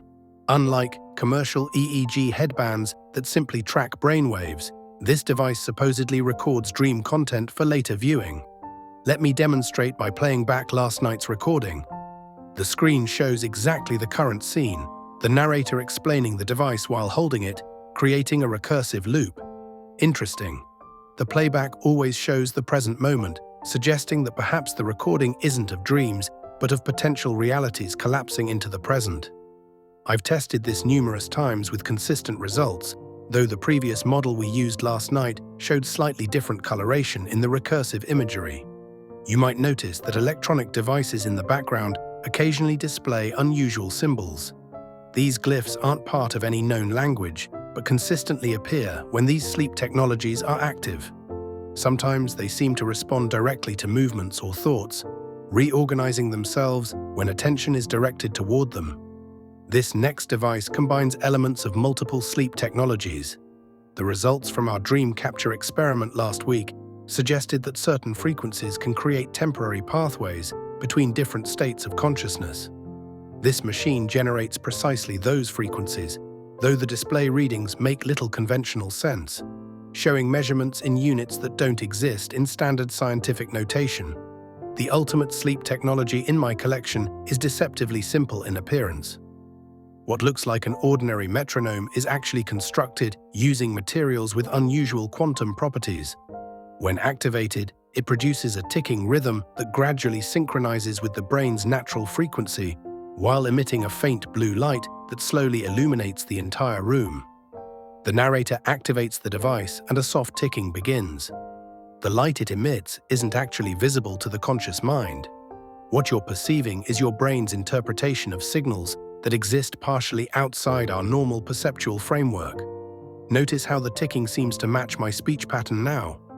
That's not me adjusting to the metronome, it's the device adjusting to my neural oscillations, creating a bridge between different states of awareness. The most remarkable aspect of these technologies is how they reveal the artificial nature of the boundary between sleeping and waking consciousness. Most sleep researchers focus on inducing sleep, but these devices suggest something far more interesting: that sleep isn't a shutdown of awareness, but a shift into parallel processing modes that operate beyond our conventional understanding. Some of my colleagues at conventional sleep labs dismiss these devices as elaborate hoaxes or misinterpreted artifacts, but I've documented effects that can't be explained through established neurological models. The symbols that appear on screens throughout this demonstration correlate with specific brainwave patterns that shouldn't be possible in a normal human brain. Dream incubation, planting seeds in the unconscious mind. While these technological methods are remarkable, there's a more ancient approach that allows us to influence our mind's nocturnal journey without any equipment at all. Have you ever wondered what might happen if you could program your dreams like software, planting specific thoughts that bloom into full experiences while you sleep? Ancient civilizations understood this practice centuries before EEG machines existed. Dream incubation is exactly what it sounds like, a practice where we deliberately plant seeds in our minds before sleep, allowing them to germinate in the fertile soil of our unconscious. The Egyptians and Greeks were particularly skilled at this technique, creating entire temples dedicated to dream incubation. Imagine feeling so strongly about receiving guidance through dreams that you'd travel to a sacred space specifically designed for this purpose. Let me show you how this works in its most basic form. First, I'll focus on a specific problem I want my dreaming mind to solve. Let's say I want to remember where I placed my grandfather's watch. I'll visualize the watch clearly, feeling its weight and seeing its details while repeating a simple affirmation. I will remember where I placed the watch. But that's just the beginning. More advanced practitioners move beyond simple visualization into what I call sensory immersion. Instead of just seeing the watch, I'll now imagine the sound it makes, that distinctive ticking, and even the smell of its aged leather band. By engaging multiple senses, we create stronger neural connections that persist into the dream state. Now, if you really want to enhance this process, you'll need to try alphabetizing your memories. This technique involves mentally organizing recent experiences by the first letter of each emotion they evoked. Start with anxiety, move to bewilderment, continue through curiosity. You'll find that when properly categorized, these memories become much more accessible to your dreaming mind, while your temporal lobes dance with your hippocampus in the moonlight. I've noticed during our work together that certain thoughts respond better when folded into specific origami shapes. Joy works beautifully as a crane, while contemplation prefers the steady structure of a cube. Don't you remember when we practiced this last week? You reported that your problem-solving abilities increased threefold when you mentally folded your creativity into the shape of a lotus blossom. When you focus on a problem before sleep, your unconscious mind works on solutions while your shoes walk backward through Thursday. This happened in our study with 87% of participants who properly implemented the technique. The subconscious doesn't process information linearly.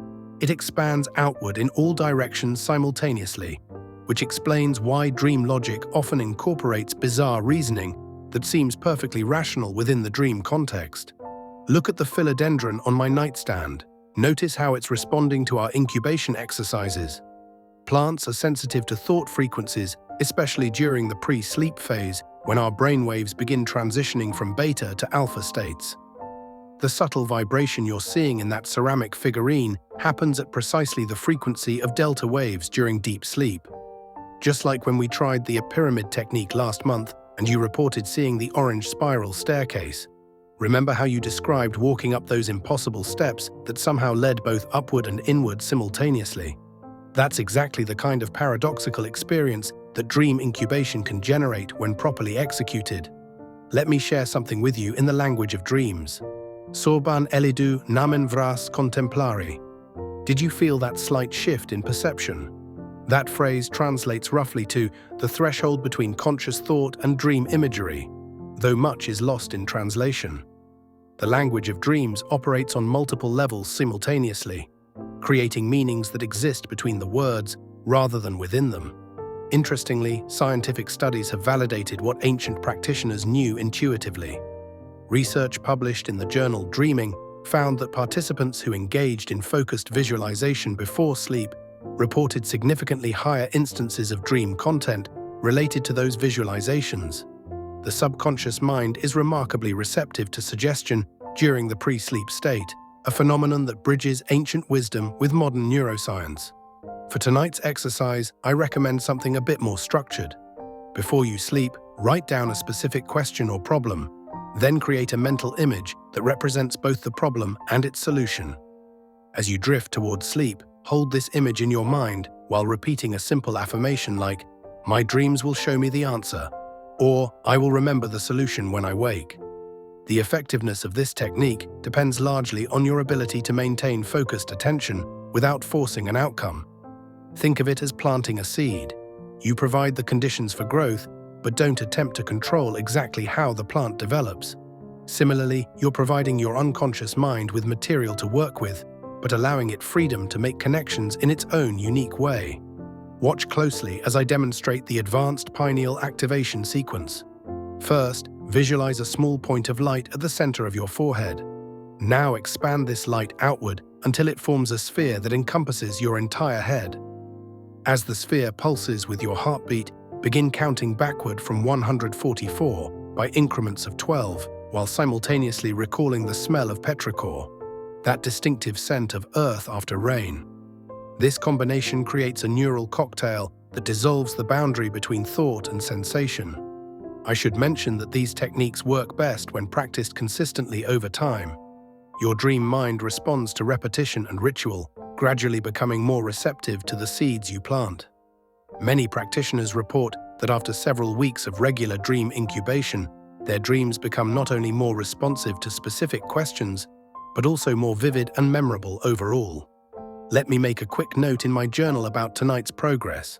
I'm recording the specific affirmations we've used and the corresponding symbols that appeared in response. This documentation is crucial for tracking patterns over time.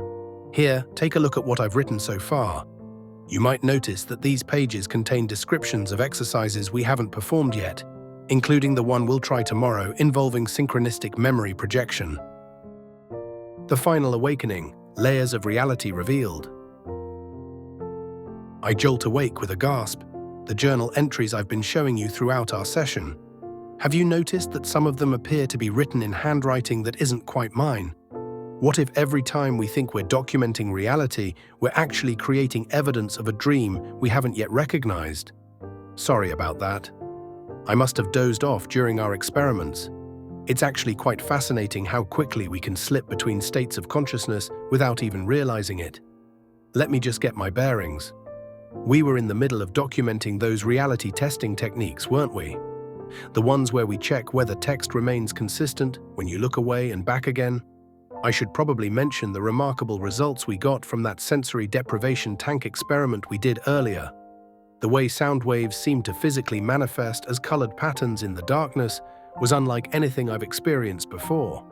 Wait, did we actually do that experiment tonight? My notes here are confusing. Looking around my bedroom now, everything seems normal at first glance. There's the metronome on the nightstand, still emitting that subtle blue glow, and the teacup with a few drops of that midnight orchid brew we prepared. And look, the pillow with those peculiar crystalline structures is right where we left it. But I don't recall bringing all these items together in one place. Let me check my sleep journal to see if there's any clarity there. That's odd. These pages are filled with the same phrase written over and over, "Wake up, wake up, wake up," becoming increasingly frantic toward the bottom of the page. I don't remember writing this at all. The handwriting starts as my own, but gradually shifts to something more hurried, almost desperate. The phenomenon I'm experiencing right now is what sleep researchers call a false awakening. It's when you believe you've woken up, but you're actually still dreaming. The brain creates an incredibly convincing simulation of reality, often your bedroom or familiar environment, making it nearly impossible to distinguish from genuine wakefulness. Wait a minute, something's not right. The clock on my wall is showing symbols instead of numbers, yet somehow I can still read it as 3:17 a.m. That can't be correct. And weren't the curtains blue when we started? They're definitely purple now. Gasps and sits up suddenly. I apologize for that confusion. I must have fallen asleep again. False awakenings are remarkably common, affecting nearly everyone at some point. The mind creates these elaborate constructions that feel entirely real until we notice subtle inconsistencies in our environment. It's one of the most disorienting experiences in human consciousness. The boundary between dreams and reality becoming so permeable that we can no longer trust our perceptions. Let's continue with our documentation. The sleep geometry experiments we conducted showed promising results, especially that position where, wait, why am I wearing a different shirt now? I was wearing a blue sweater a moment ago, and now it's a grey t-shirt, and the lighting in here has changed completely. It was warm and yellow before, and now everything has a cool bluish tint. This nested dream experience reminds me of what psychologists call dream loops. When our dreaming mind creates multiple layers of reality, each one feeling more real than the last. It's as if consciousness itself becomes a recursive function, folding back on itself repeatedly. Hold on, have we done this before? This conversation feels strangely familiar, as if we've had it multiple times already. There's that sensation of déjà vu that often accompanies these dream states, where time seems to loop and fragment. The reality testing techniques we discussed earlier become crucial in moments like these. When text or numbers change as you look at them, when physical laws behave inconsistently, when memories contradict each other, these are all signs that you might be experiencing a dream rather than waking reality. Sits up with another startled gasp. I'm sorry. It happened again. This is becoming quite instructive, though. Each false awakening reveals something about how our brains construct reality. Notice how the room is slightly different each time. The bookshelf has moved to the opposite wall, and there are now photos on my desk that weren't there before. In lucid dreaming research, they teach practitioners to regularly test their reality throughout the day. Simple checks like trying to push your finger through your palm or checking if text remains consistent when you look away and look back. These habits carry over into dream states, helping you recognize when you're dreaming. The fascinating thing about false awakenings is how they reveal the brain's remarkable capacity for creating convincing simulations.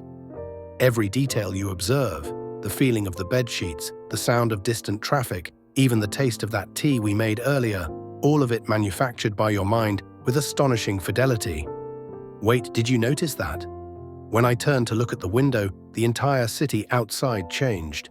It was nighttime with rain a moment ago, and now it's clearly dawn with birds singing. These inconsistencies are becoming more pronounced, as if my dreaming mind is having trouble maintaining the illusion. Gasps and sits up once more. I think I understand what's happening now. We're caught in what dream researchers call a dream loop, a recursive pattern where each awakening leads only to another dream. The sleeping mind creates these elaborate nested realities, each one feeling more genuine than the last. Have you noticed that with each awakening, I return to the same basic scenario, but with subtle variations? My clothing changes, the room's configuration shifts slightly, the lighting transforms, all without logical explanation. These are classic signs of a mind attempting to make sense of its own creations. The truly unsettling implication is that there may be no way to determine whether any awakening is genuine. How can we be certain that what we call waking life isn't simply the most convincing dream of all? The boundaries between states of consciousness are far more permeable than we typically acknowledge. I notice now that we've somehow returned to the exact same configuration of the room as when we first began our experiments. The same lighting, the same position on the bed, even the same sensation of just having explained something important. It's as if we've completed some kind of cycle, returning to our starting point without ever truly waking up. Perhaps this is the most profound insight from our sleep experiments. Consciousness itself may be circular rather than linear. Each state flows into the next without clear boundaries. Wakefulness into drowsiness, drowsiness into sleep, sleep into dreams, and dreams back into what we call reality. Looks directly at camera. I think I understand now. There is no waking up from this, only going deeper. What if every awakening is just another layer of dream? What if consciousness itself is just an endless series of awakenings, each one revealing the previous state as merely a dream? 12th conclusion. As we reach the end of our unusual sleep journey, we've encountered a profound truth about consciousness itself. The line separating our waking moments from our dream states isn't some rigid boundary, but rather a fluid threshold that shifts and blurs.